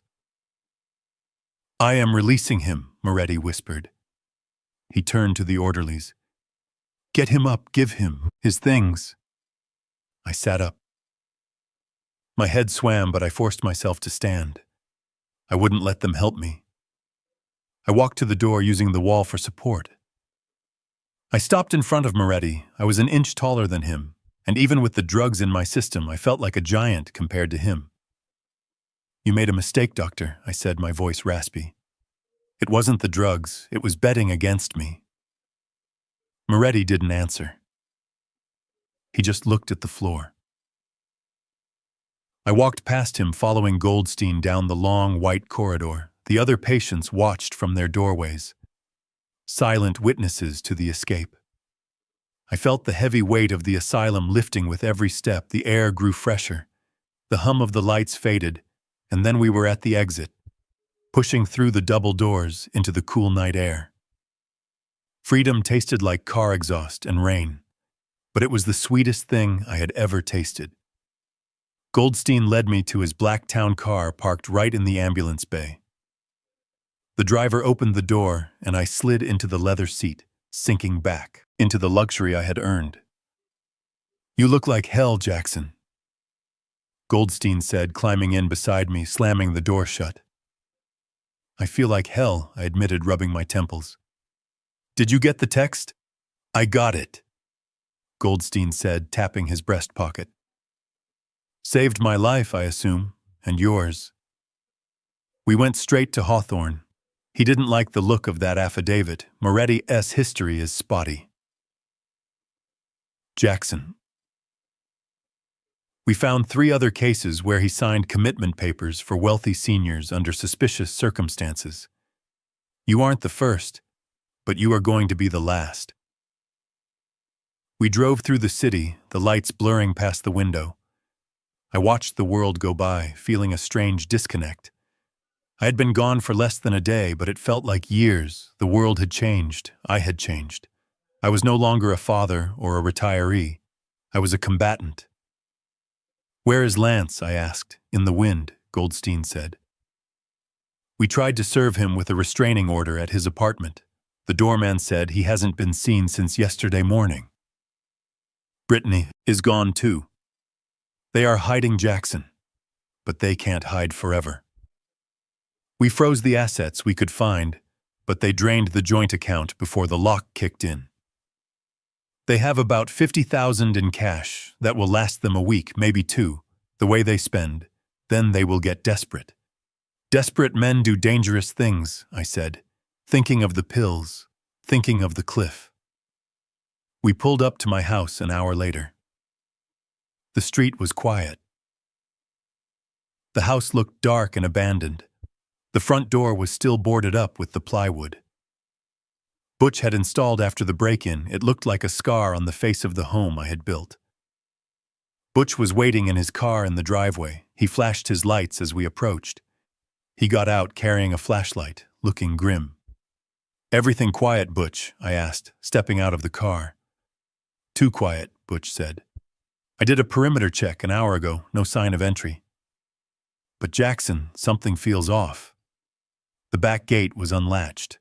I felt a prickle of unease on the back of my neck. I walked up the porch steps. Butch unlocked the temporary padlock on the plywood door. We stepped inside. Goldstein followed his cane, tapping on the hardwood. The house smelled wrong. It didn't smell like coffee or old books. It smelled of ozone and dust. The air was disturbed. I flipped the light switch. Nothing. "The power was cut. Flashlights," Butch said, clicking his on. The beam cut through the darkness, sweeping across the living room. It looked normal. The furniture was where I left it. The rug was straight. "Check the office," I said, my heart starting to hammer against my ribs. We walked down the hall to the small room at the back of the house where I kept my records, where I kept the history of my life. The door was closed. I pushed it open. The room had been tossed. Papers were everywhere, strewn across the floor like snow. The desk drawers were pulled out and overturned. Books were pulled from the shelves. But I didn't care about the mess. My eyes went straight to the closet. The floorboards in the closet were ripped up, splintered wood, jutting up like jagged teeth. The small floor safe I had installed 20 years ago, a safe that was supposed to be fireproof and burglar-proof, was gone. There was just a dark square hole in the concrete foundation. They didn't pick the lock. They didn't crack the code. They had taken the whole damn thing. My knees gave out. I stumbled, grabbing the doorframe for support. Goldstein caught my arm. "Jackson." What was in there? I looked at the empty hole, staring into the abyss of my own failure. I had underestimated them again. I thought they were just after the cash. I thought they were just after the liquid assets. But they had gone deeper, they had gone for the jugular, the deeds, I whispered. My voice sounded dead in the silent room. The deeds to the warehouses, Goldstein.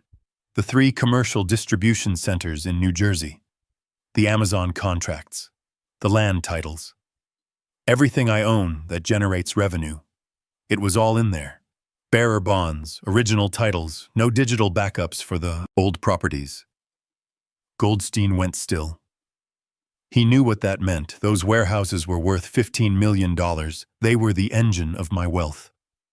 If Lance had the physical deeds and a good enough forger, he could sell them, he could mortgage them, he could leverage them to pay off his sharks and disappear to a country with no extradition treaty. He didn't just want to commit me, I said, the realization cold and sharp as a knife.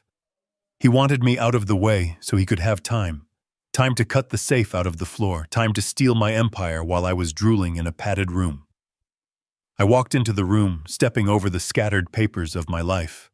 I looked down into the hole. It was deep, it was dark, and it was empty. They took it all, I said, my retirement, my legacy, my power. Butch shone his light around the edges of the hole. Look, Jackson. They used a concrete saw. There is dust everywhere. This wasn't a smash and grab. This took hours. They were here while you were in the hospital. I turned around and walked out of the office. I walked into the kitchen and opened the drawer where I kept the emergency candles. I lit one. The small flame flickered, casting long, dancing shadows on the walls. I wasn't tired anymore. The drugs were gone, burned away by the adrenaline of total loss. I looked at Goldstein. He looked pale, old. Can they sell them? I asked. It will be hard, Goldstein said, rubbing his chin. They need your signature, or a power of attorney, or a forgery, I said, or a man who looks like me. Goldstein nodded slowly. Yes.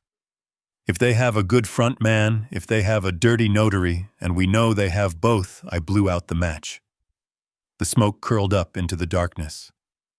Then we don't have time for courts, I said.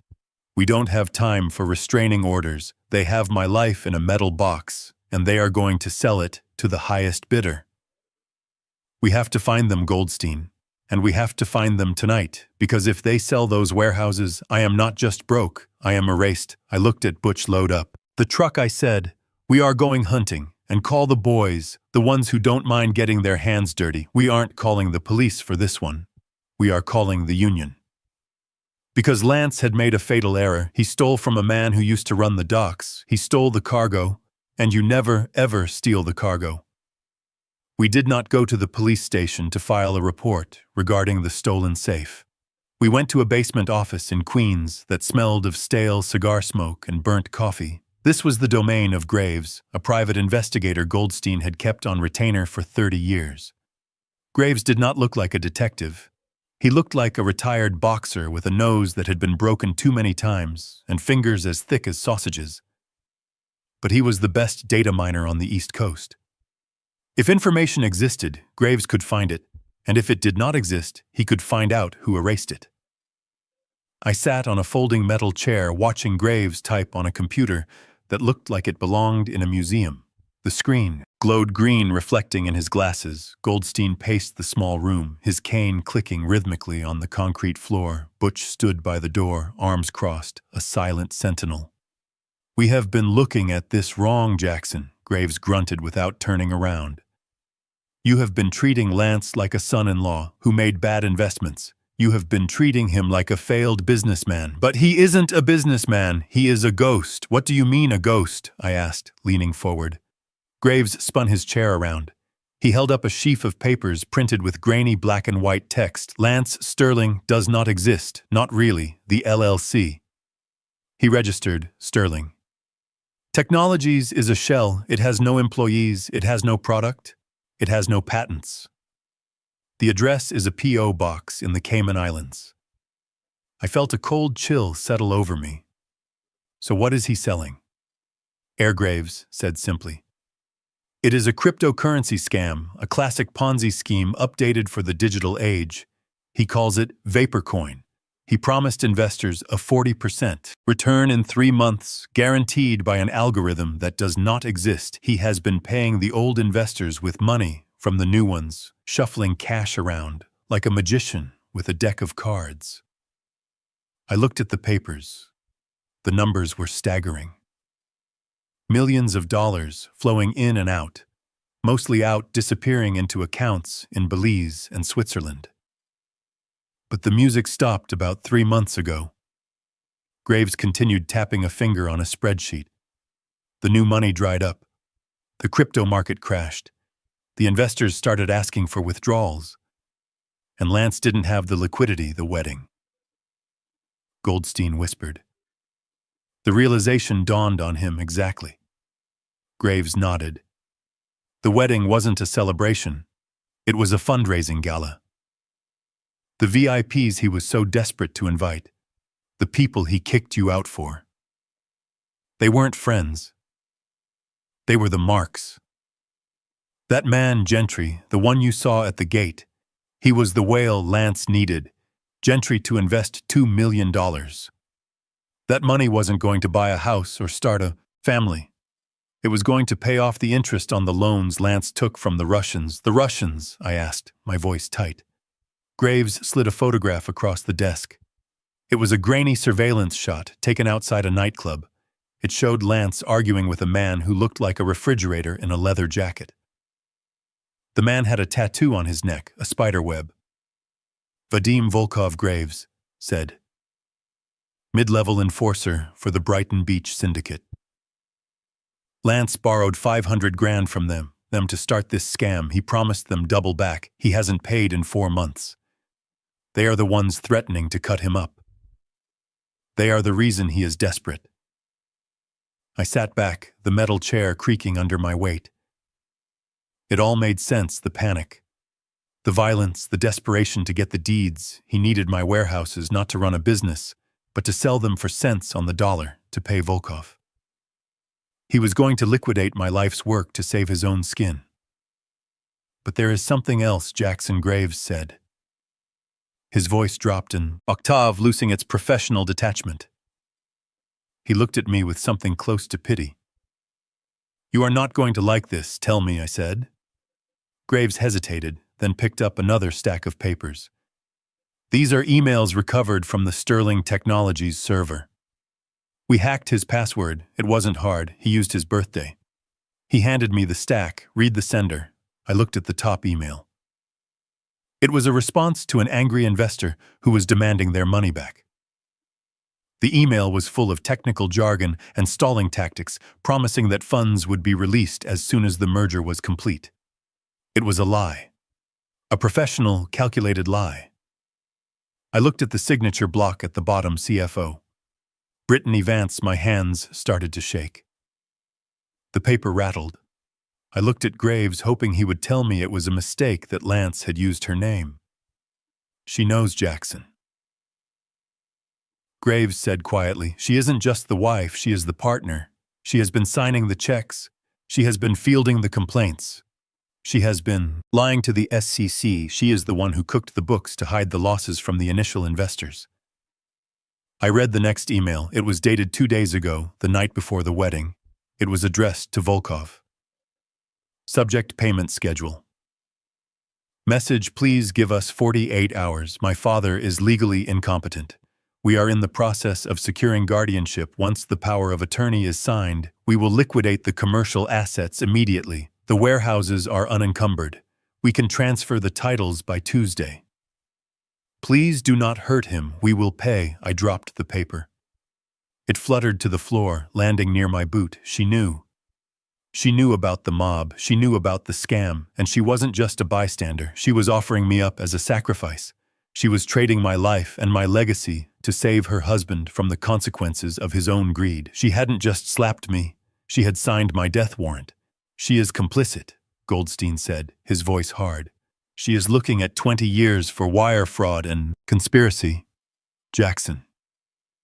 She isn't your little girl anymore. She is a felon. I closed my eyes. I saw Brittany in her white dress screaming at the gate. I saw her standing in my living room, wishing I was dead. I had raised her to be strong. I had raised her to be smart. But somewhere along the way, she had decided that being smart meant being a predator. Where are they now? I asked. Opening my eyes, the sadness was gone, replaced by a cold clarity. Graves turned back to the computer. They are moving fast, since they have the physical deeds. They don't need a bank. They need a buyer who doesn't ask questions, and they need a notary who will look the other way. Volkov, I said. Graves nodded. Volkov owns a scrapyard in Newark. It has a smelter. It is a good place to make things disappear, and it is a good place to do business off the books. We picked up a ping from Lance's phone 10 minutes ago. He is heading south on the turnpike. They are going to the warehouses, I said, standing up. They are going to show Volkov the merchandise. They are going to try to sell my buildings tonight. They can't sell them without you, Goldstein argued. You are the owner. They have the deeds, I said, and they have a forger. If they hand those papers over to Volkov, he will occupy the buildings by morning. He will bring in his crew, he will strip the copper, lock out the tenants, and claim he bought it fair and square. By the time we get a court order, the buildings will be gutted, shells, and Lance and Brittany will be on a plane to a non-extradition country with a bag full of cash. I looked at Butch. How many men can we get? Butch checked his watch. It is midnight, Jackson. The union guys are asleep. Wake them up, I said. Tell them Jackson Vance is calling in the markers. Tell them the cargo is being hijacked. Tell them to meet me at Warehouse 1, and tell them to bring tire irons. I turned to Graves. Send the file to the FBI. Everything, the Ponzi scheme, the emails. The mob connection. Are you sure? Jackson Goldstein asked, putting a hand on my arm. Once you send that, there is no going back. Brittany will go to prison. I looked at the email on the floor, the one where she promised to liquidate my assets, the one where she bartered with my life. She made her choice, I said. She chose the shark suit. Now she has to swim. I walked out of the basement into the cool night air. The city was asleep, but I was wide awake. The sadness was a heavy stone in my gut, but the anger was the fuel that moved my legs. My daughter was a criminal. My son-in-law was a con man, and they were about to sell my empire to the Russian mob. I got into my truck. Butch climbed in the passenger seat. I started the engine. The diesel roared to life, a sound of power and reliability. Let's go, I said. We have a sale to stop.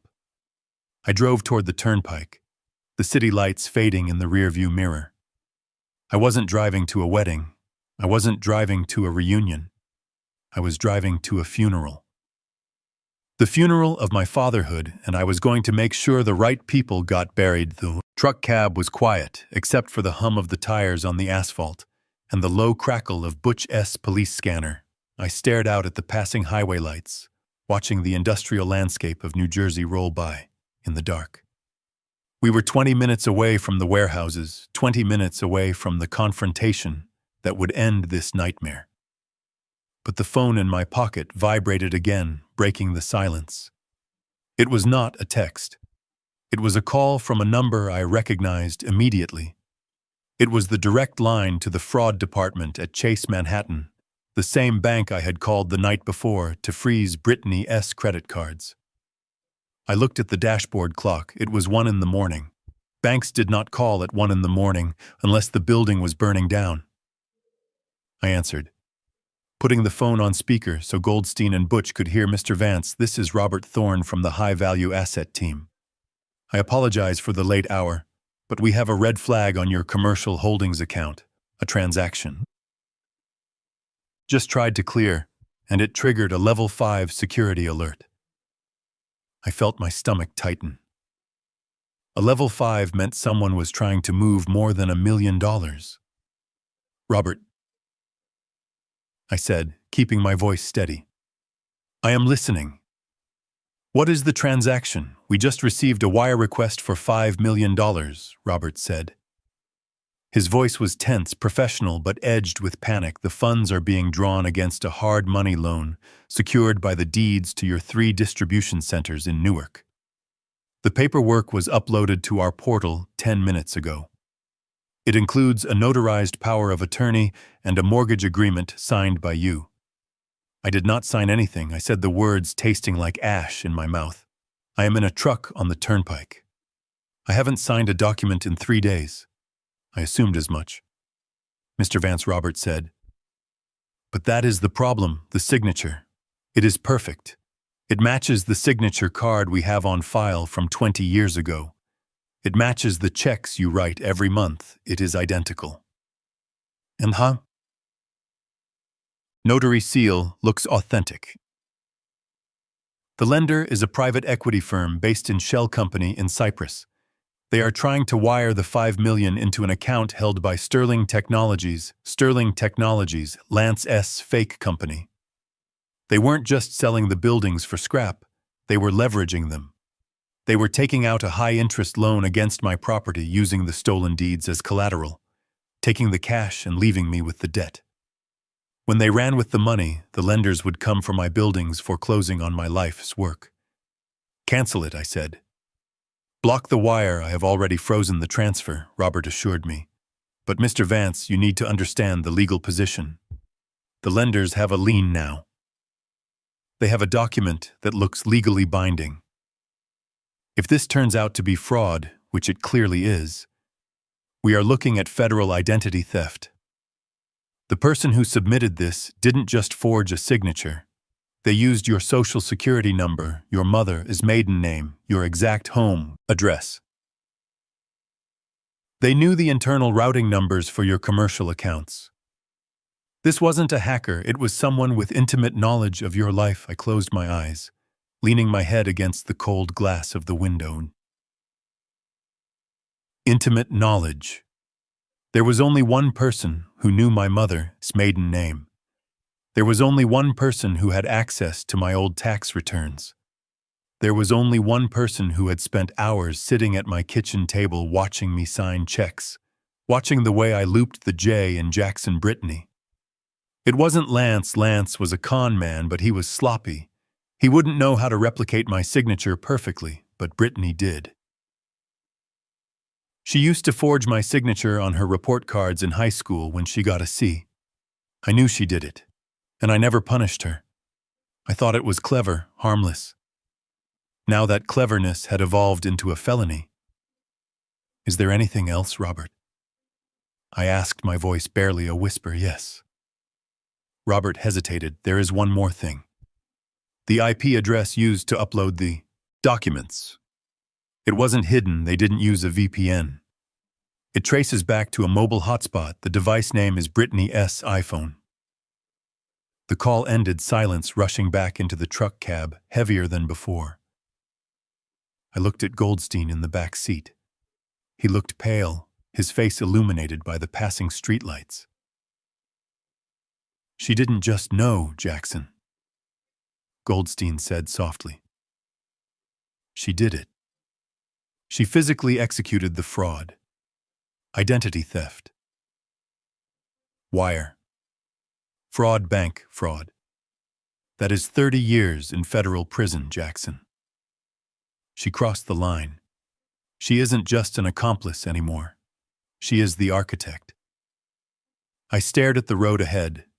The anger I had felt earlier, the hot rage that made me want to fight, had cooled into something solid and heavy like lead in my gut. My daughter wasn't a victim of a bad marriage. She wasn't a girl led astray by a charismatic husband. She was a criminal. She had looked at her father, the man who worked double shifts to buy her first car, the man who paid for her college, the man who was ironing his suit for her wedding, and she saw nothing but a signature to be forged and an asset to be liquidated. She had stolen my identity, not just my financial identity, but my identity as her father. She had erased me, replacing me with a fake signature on a loan document so she could run away with a thief. Butch gripped the steering wheel, his knuckles white. Jackson, he said, his voice low. What do you want to do? The police are already looking for them. But if we catch them at the warehouse before the cops do... He didn't finish the sentence. He didn't have to. We all knew what the union guys would do if they found Lance and Brittany stripping the buildings. We knew what the Russian mob would do if they found out the $5 million loan had been frozen. I thought about Brittany. I thought about the little girl in pigtails asking for ice cream, I thought about the woman in the white dress screaming at me to die. I realized then that the little girl was gone. She had died a long time ago, replaced by this stranger with a phone full of banking apps and a heart full of greed. "Keep driving," I said. My voice was cold, unrecognizable even to myself.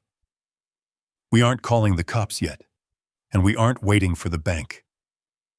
We are going to the warehouse, but why?" Goldstein asked.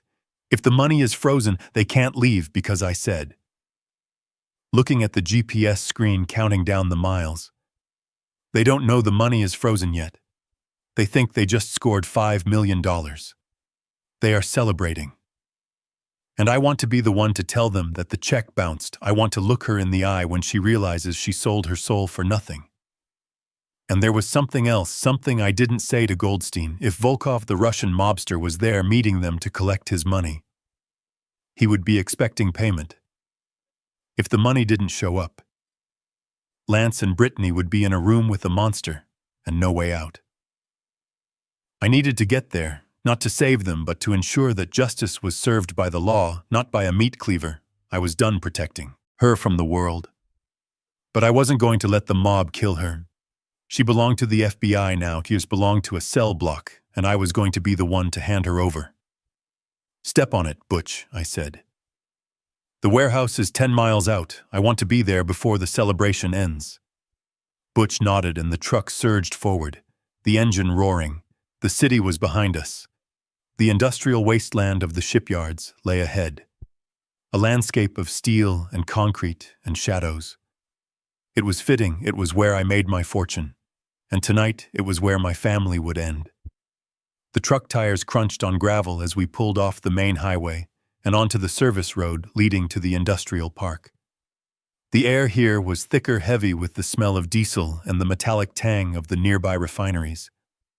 The warehouses loomed out of the darkness. Massive concrete monoliths sitting silent under the pale moonlight. Warehouse 1 was the largest, a cavernous space I had built 20 years ago to handle overflow from the port. It was my flagship. And now it was the stage for my daughter's final act of betrayal. I checked my phone again. The security alert was still flashing on the screen, unauthorized access loading Dock B. But it wasn't T, just a door sensor anymore. The perimeter cameras were active. I tapped the screen, pulling up the live feed. The image was grainy green tinted night vision, but clear enough. There were 3 cars parked by the loading bay. 2 black SUVs and Lance S. white Range Rover.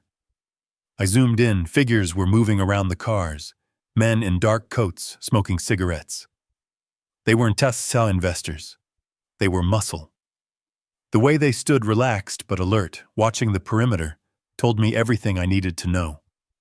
These were Volkov's men. And there in the middle of them was Lance. He was gesturing at the building, waving his arms, talking fast.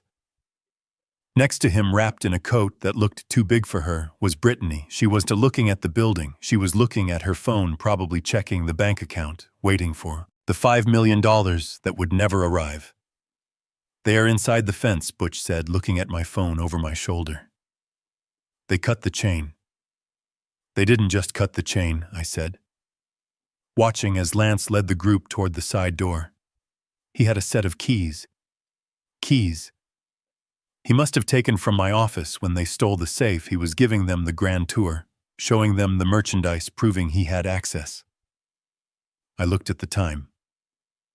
It was 1:30 in the morning. The police were still miles away, dealing with the paperwork of a fraud report. If I called them now, they would arrive in 20 minutes, sirens blazing. By then, Volkov would be gone, slipping away into the shadows, leaving Lance holding the bag. Or worse, leaving Lance and Brittany dead on the floor as a warning to anyone else who wasted his time.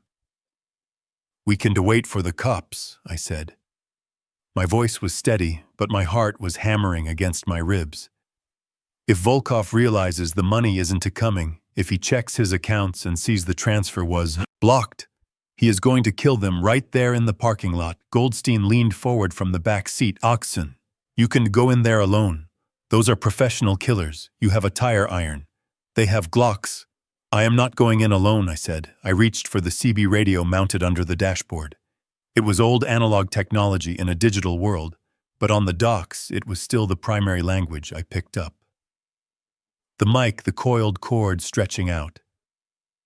Breaker 19, this is Jackson Vance. Does anyone copy? Static hissed, then a voice cut through, deep and rough, loud and clear. Go ahead, Jackson. This is Big Mike. We thought you retired. I am retired, Mike. But I have a situation at Warehouse 1. I have hijackers on the premises. Russian crew, they are trying to move the cargo. Hijackers, the word was magic on the radio. In the world of logistics, hijacking wasn't just a crime. It was a personal insult. It meant someone was messing with the livelihood of every driver on the road.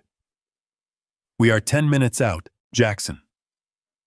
How many 6 hostiles, I said, plus 2 civilians. I need a blockade. Mike, I need you to seal the exits. No one leaves until I say so. Copy that, Jackson. We are rolling.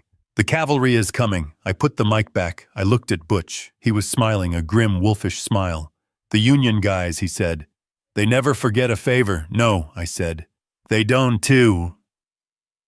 We watched the screen. Lance was opening the side door. He ushered Volkov inside. The rest of the men followed, leaving one guard by the cars. They were going in to inspect the property to make sure it was empty, to make sure it was worth the trouble. This is it, I said, turning to Butch. Drive us in. But keep the lights off. I want to get to the main breaker box before they realize we are here. Butch nodded, shifting the truck into gear. We rolled forward the engine, a low rumble lost in the ambient noise of the industrial park. We slipped through the broken gate, gliding like a shark through dark water. I wasn't just a father anymore. I wasn't just a victim, I was the operator. And I was about to close the biggest deal of my life. The truck came to a stop 50 yards from the loading dock, hidden in the shadow of a container stack. I got out, clutching the tire iron, my hand molding to the cold steel. Butch grabbed a heavy maglite. Goldstein stayed in the truck, his phone ready to dial 911. The moment the shooting started, we moved toward the building, sticking to the shadows. The guard by the cars was smoking, looking at his phone. He didn't see us, he didn't hear us. We were ghosts in our own house. I reached the external breaker box. It was locked, but I had the master key. I opened the panel, I looked at the switches, the main power, the security lights, the internal floods. It was all there, control at my fingertips. I looked at Butch. Ready, he nodded. I reached up and killed the main power. The warehouse plunged into absolute darkness. The security lights died. The hum of the ventilation fans stopped. Silence rushed in, heavy and sudden. Then I flipped the switch for the internal emergency floods. These weren't normal lights. They were high-intensity halogens designed to blind intruders, aimed directly at the center of the warehouse floor. Inside, I heard a shout of surprise, then a scream. It was Lance. I slammed the panel shut. Let us go, I said. We ran toward the side door. Butch kicked it open. We stepped into the blinding light of the warehouse floor. Lance Brittany Volkov and his men were standing in the center of the room, shielding their eyes against the sudden glare. They looked like rats caught in a spotlight. Lance squinted, trying to see who had interrupted his sale. "Who is that?" he screamed. "Who is there?" I stepped forward, the tire iron heavy in my hand. The light was behind me, casting a long shadow that stretched across the concrete floor, right to his feet. "It is the landlord." "Lance," I said. My voice echoed in the vast, empty space. "Rent is due." And then from outside came the sound of air horns, 1, then 2, then a dozen, the roar of diesel engines, the screech of air brakes. The Union had arrived. The exits were sealed. The trap was sprung, and now it was time to see what I had caught. The silence in the warehouse was heavy, broken only by the hum of the high-intensity halogen lights I had just activated.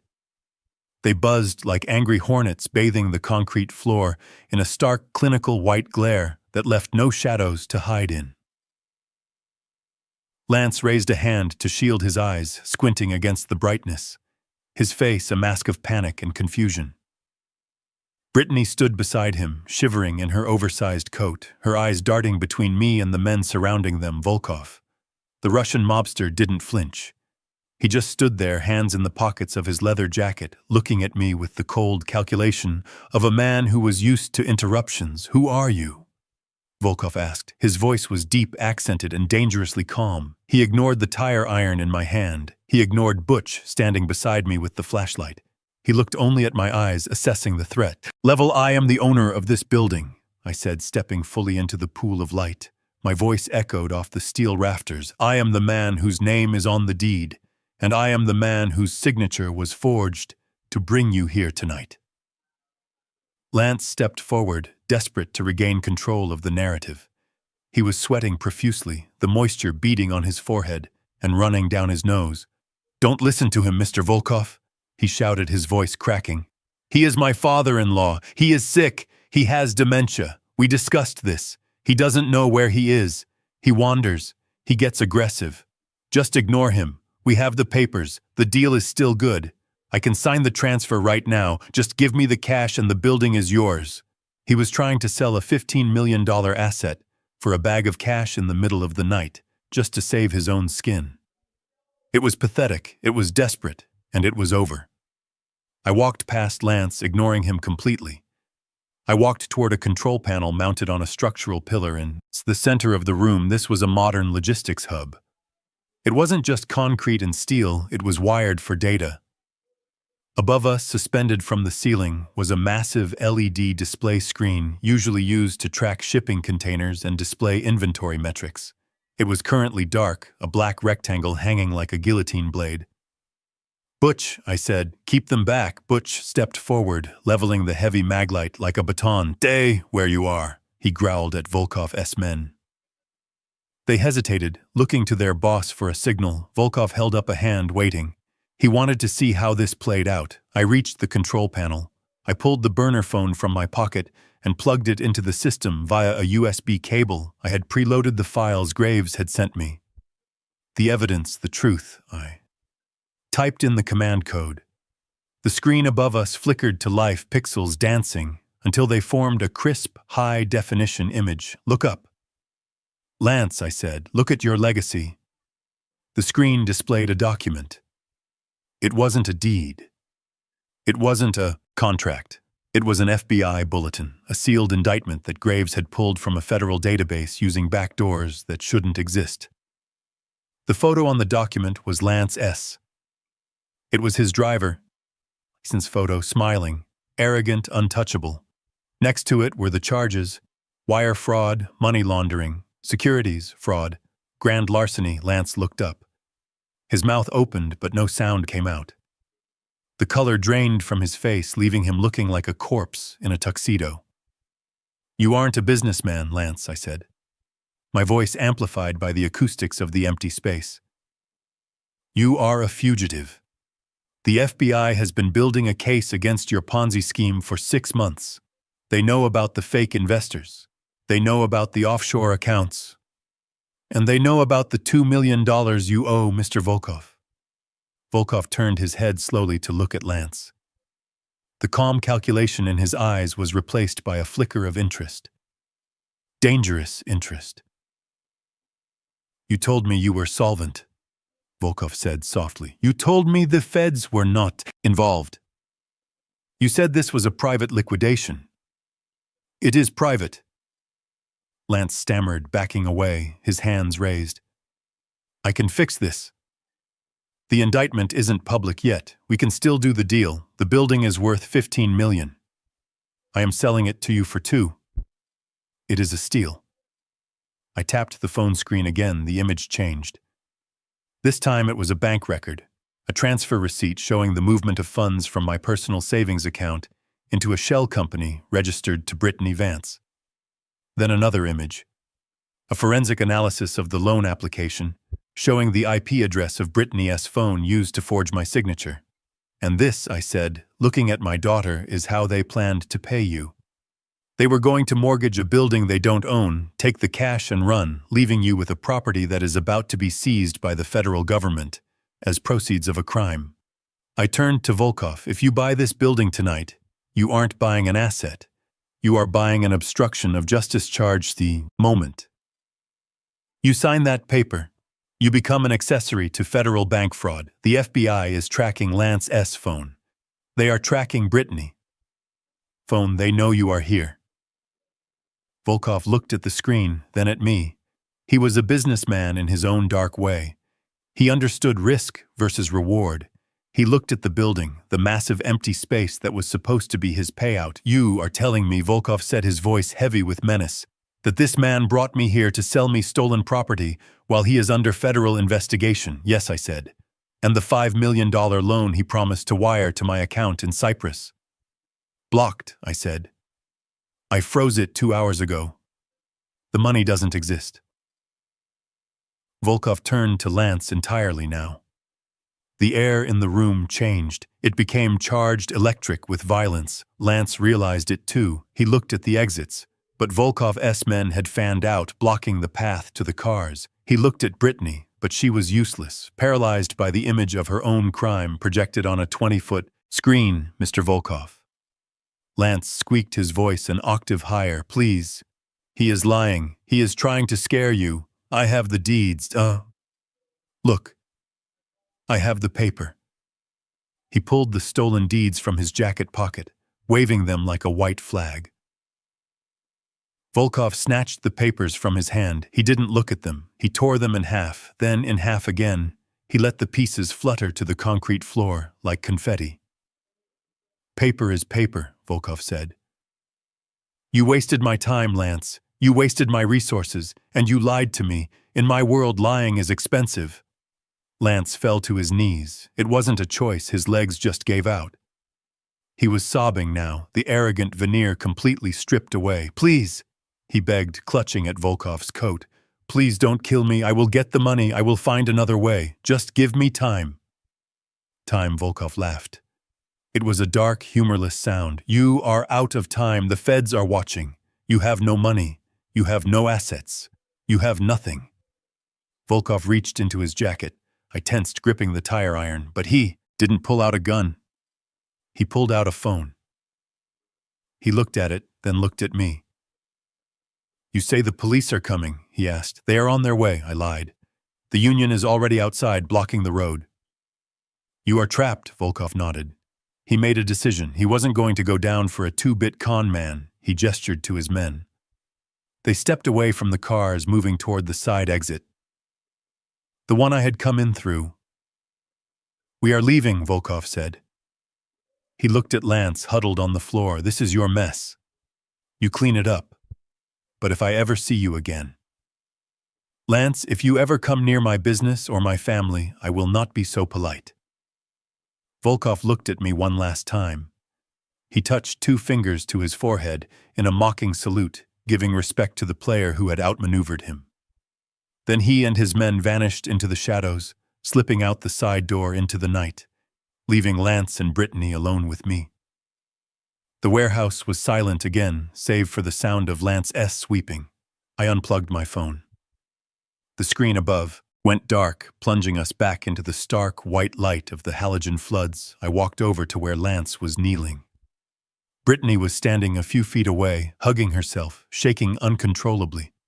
She looked at me, and for the first time I saw fear, real fear in her eyes, not the annoyance of a daughter dealing with an embarrassing father, but the terror of a criminal looking at a judge. You saved us, she whispered. Her voice was trembling. You got rid of them, you saved our lives. I looked at her, I looked at the daughter who had forged my signature, who had tried to sell my life down the river. I felt a deep, profound exhaustion settle into my bones. I didn't save you. Brittany, I said, my voice flat. From outside, the sound of sirens began to wail, growing louder. With every second, blue and red lights began to flash against the high windows, reflecting off the steel beams. I didn't call the police to save you, I said. Looking at the doors, as the heavy thud of battering rams hit the metal, I called them. To arrest you. The main cargo doors rolled up with a screech of metal, revealing a fleet of police cruisers and FBI SUVs in the parking lot. Agents in windbreakers swarmed the entrance, guns drawn. Lance looked up, his face streaked with tears. Dad, he whispered. Please help us. I turned my back on them. I walked toward the side exit, toward the darkness, toward the fresh air. I am not your dad, I said over my shoulder. I am the witness, and I am done testifying. I stopped at the edge of the loading dock, my hand resting on the cold steel of the doorframe. I did not walk out into the night, not yet. I turned back one last time to watch the house of cards collapse. I needed to see it. I needed to witness the moment. Reality finally crashed into the fantasy world my daughter and her husband had built. Inside the circle of blinding halogen light, the dynamic had shifted with terrifying speed. Volkov was no longer looking at the screen displaying the FBI indictment. He was looking at Lance. And the look on his face was not anger, it was disgust. The kind of look a man gives to a cockroach before he crushes it. You brought me here to a federal trap, Volkov said. His voice low, but carrying clearly in the cavernous acoustic of the warehouse. You wasted my time, you insulted my intelligence, and you tried to pay me with a building you do not own. Lance scrambled backward on his hands and knees, his tuxedo pants tearing on the rough concrete. No, please, Mr. Volkov. I didn't know Jackson set me up. He is the one you want. He is the one who called them. Volkov didn't even glance in my direction. He knew who the real enemy was. He took a step forward and kicked Lance in the ribs. It wasn't a movie kick. It was a brutal, efficient strike calculated to break bone. I heard the crack echo off the walls, followed by a wet, wheezing scream from Lance. He curled into a fetal ball, clutching his side, vomiting bile onto the floor. You owe me $2 million, Volkov said calmly, adjusting his leather jacket. And now you owe me for the lawyers I will need to hire to explain why I am standing in a warehouse with a fraud. Volkov raised his boot again, ready to finish the job, ready to stomp the life out of the man who had dragged him into this mess. Brittany screamed, a high piercing sound of pure terror, pressing herself against a structural pillar, her hands over her mouth. But the boot never came down. The side doors of the warehouse, the ones I had left unbarred, exploded inward with a concussive boom. At the same moment, the main cargo bay doors began to rise, grinding on their tracks, revealing a wall of flashing red and blue lights that cut through the darkness outside. Federal agents, drop your weapons, get on the ground, now! The voice was amplified, booming from a megaphone. It was the sound of absolute authority. The warehouse swarmed. Men in windbreakers with yellow FBI lettering poured in from every angle, moving with military precision, rifles raised, lights mounted on their barrels, cutting through the gloom. Volkov didn't run. He was a professional. He knew when the game was over. He simply raised his hands, interlacing his fingers behind his head, and knelt on the concrete, looking bored. His men followed suit, dropping their guns, kicking them away, surrendering to the inevitable. But Lance didn't surrender. He panicked. He saw the agents. He saw the mobsters, and his brain snapped. He scrambled to his feet, blood dripping from his mouth, and tried to run. He didn't run toward the exit. He ran toward the back of the warehouse, toward the office, toward the hole in the floor where the safe used to be, as if he could dive into it and hide.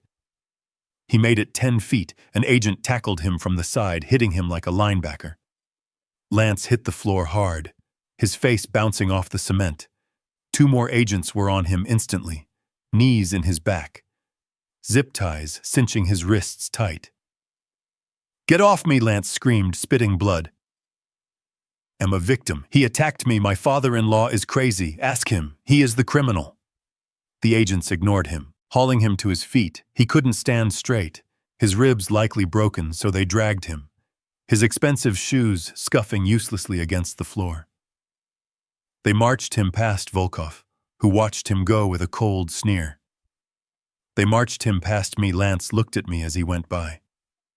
His eyes were wide, filled with shock and pain. Jackson, tell them I am family. I said nothing.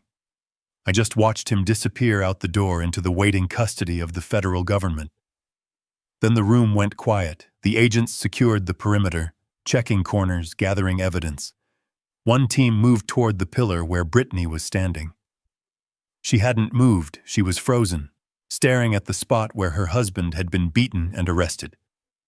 An agent, a woman with a stern face and a clipboard, approached her. Brittany Vance. Brittany blinked, coming out of her trance. She straightened her coat, trying to regain some shred of dignity, trying to summon the arrogance that had served her so well for so long. Yes, that is me. I am a victim here. My husband dragged me into this. I didn't know anything. I want to go home. The agent didn't smile. She didn't offer a blanket or a cup of coffee. She pulled a pair of handcuffs from her belt. Ma, you are under arrest for conspiracy to commit bank fraud, identity theft, wire fraud, and money laundering. Turn around and place your hands behind your back. No. Brittany gasped, backing away, hitting the pillar. You can't arrest me. I am the CFO, but I didn't know. I just signed what he told me to sign. I am Jackson Vance's daughter. My father is right there. Ask him, he will tell you. I am a good person. The agent moved fast, spinning Brittany around and clicking the cuffs onto her wrists. The sound was sharp, final. Brittany shrieked, struggling against the metal, trying to pull away, trying to twist her body to face me. Daddy, she screamed, the word tearing out of her throat. Daddy, help me. Tell them, make them stop. You have money. You know people, call the lawyers, fix this. I stepped out. Shadows, then walking slowly toward the center of the room. My boots echoed on the floor. Goldstein walked beside me, silent and grim. We stopped 10 feet from where the agent was holding my daughter. Brittany saw me and she stopped fighting. She slumped, looking small and broken in the grip of the law. Her eyes locked onto mine, searching for the father who had always fixed her mistakes, who had always paid her bills, who had always protected her from the rain. Daddy, please, she sobbed, tears streaming down her face, ruining her makeup, making her look like a terrifying clown. I am sorry. I'm sorry about the wedding, I am sorry about the house, I made a mistake, but you can't let them take me to prison. I am your daughter, I am your little girl. Pay the bail, Daddy. Get the lawyers, get Goldstein. He is right there. She looked at Goldstein, her eyes lighting up with a desperate hope. Mr. Goldstein, you represent us, right? You represent the family. Tell them this is a mistake. Tell them my father authorizes the loan. Tell them I had permission to sign his name. Goldstein looked at her. He adjusted his glasses, his face a mask of stone. He didn't look at her with anger. He looked at her with the professional detachment of a coroner examining a corpse. I represent Jackson Vance, Goldstein said, his voice dry and clear. I do not represent you, Mrs. Sterling, and I certainly do not represent the Sterling Technologies crime family. Brittany flinched, as if he had hit her. But Daddy, she pleaded, looking back to me, you can hire him for me. You have to. You can't let me go to jail and I am scared. Daddy, please, I will do anything. I will sign whatever you want. Just get me out of this. I looked at her. I looked at the woman who had forged my signature, who had tried to mortgage my legacy, who had stood by while her husband planned to put me in an asylum. I remembered the way she looked at me in my living room, the hatred in her eyes when she wished I was dead. I walked closer until I was just a foot away. The agent tensed, but didn't stop me. I looked deep into Brittany's eyes, searching for anything real, searching for a shred of remorse that wasn't born of fear. But all I saw was calculation. All I saw was a predator who had been caught in a trap and was trying to chew her own leg off to escape. You want a lawyer, Brittany? I asked softly. Yes, Daddy, yes, please. I nodded slowly. You need a lawyer. You are facing 30 years. The evidence is overwhelming. They have the IP address, Brittany. They have the metadata from your phone. They have the emails you sent to Volkov, bartering with my life. I didn't mean it, she wailed. It was just talk. It wasn't talk, I said. It was a transaction. And now the bill is due. I signaled to Goldstein.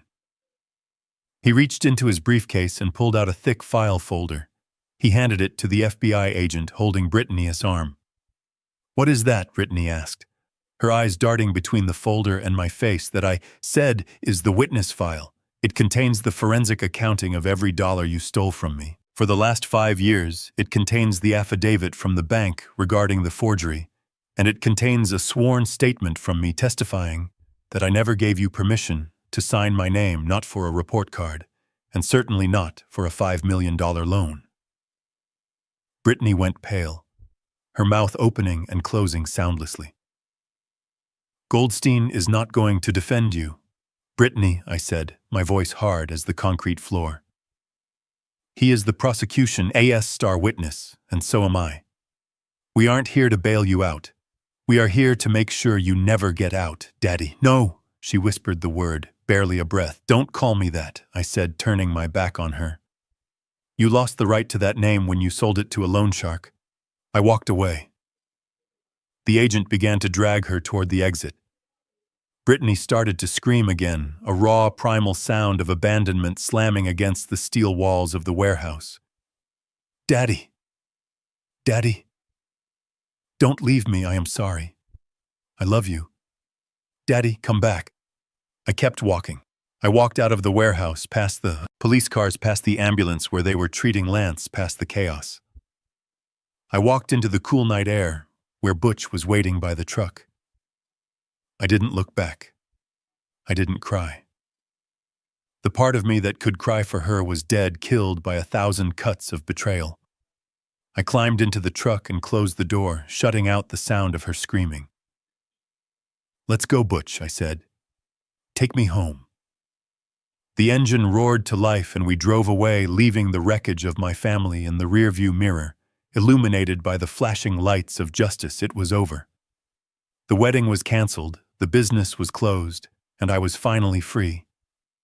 The Atlantic Ocean is a different kind of beast compared to the concrete jungle of the New Jersey shipyards. It does not care about leverage or margins or fraud. It just breathes a rhythmic, endless cycle of tides that washes everything clean.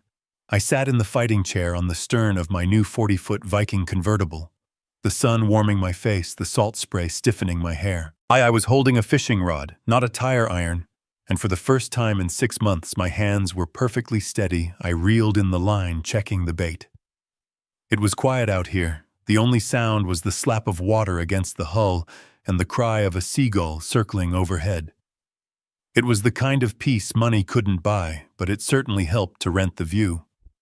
I put the rod in the holder and picked up my glass. It wasn't the cheap bourbon I used to drink alone in the dark. It was a vintage Bordeaux, smooth and rich. I took a sip, savoring the taste of freedom. The warehouses were gone. I sold them 3 months ago. Not to a mobster in the middle of the night, but to a global logistics conglomerate in a boardroom with 20 lawyers. The final sale price was $18 million. It was more money than I could spend in 10 lifetimes, but I didn't keep it. Not really. I kept enough for the boat, enough for a small condo on the coast, and enough to ensure I never had to iron an old suit again. The rest, $15 million, went into a trust. A very specific, irrevocable trust. It was the seed money for the Sarah Vance Foundation, named after my late wife. It wasn't a charity for the arts or a tax shelter. It was a legal defense fund, specifically designed to provide high-end representation for seniors facing financial exploitation by their families. We hired the best sharks in the business, lawyers like Goldstein, to hunt down children who stole from their parents. I like to think Sarah would have approved. She always hated a bully. My phone sitting on the teak table next to the wine cooler began to buzz. It vibrated aggressively, dancing across the polished wood, breaking the silence. I looked at the screen.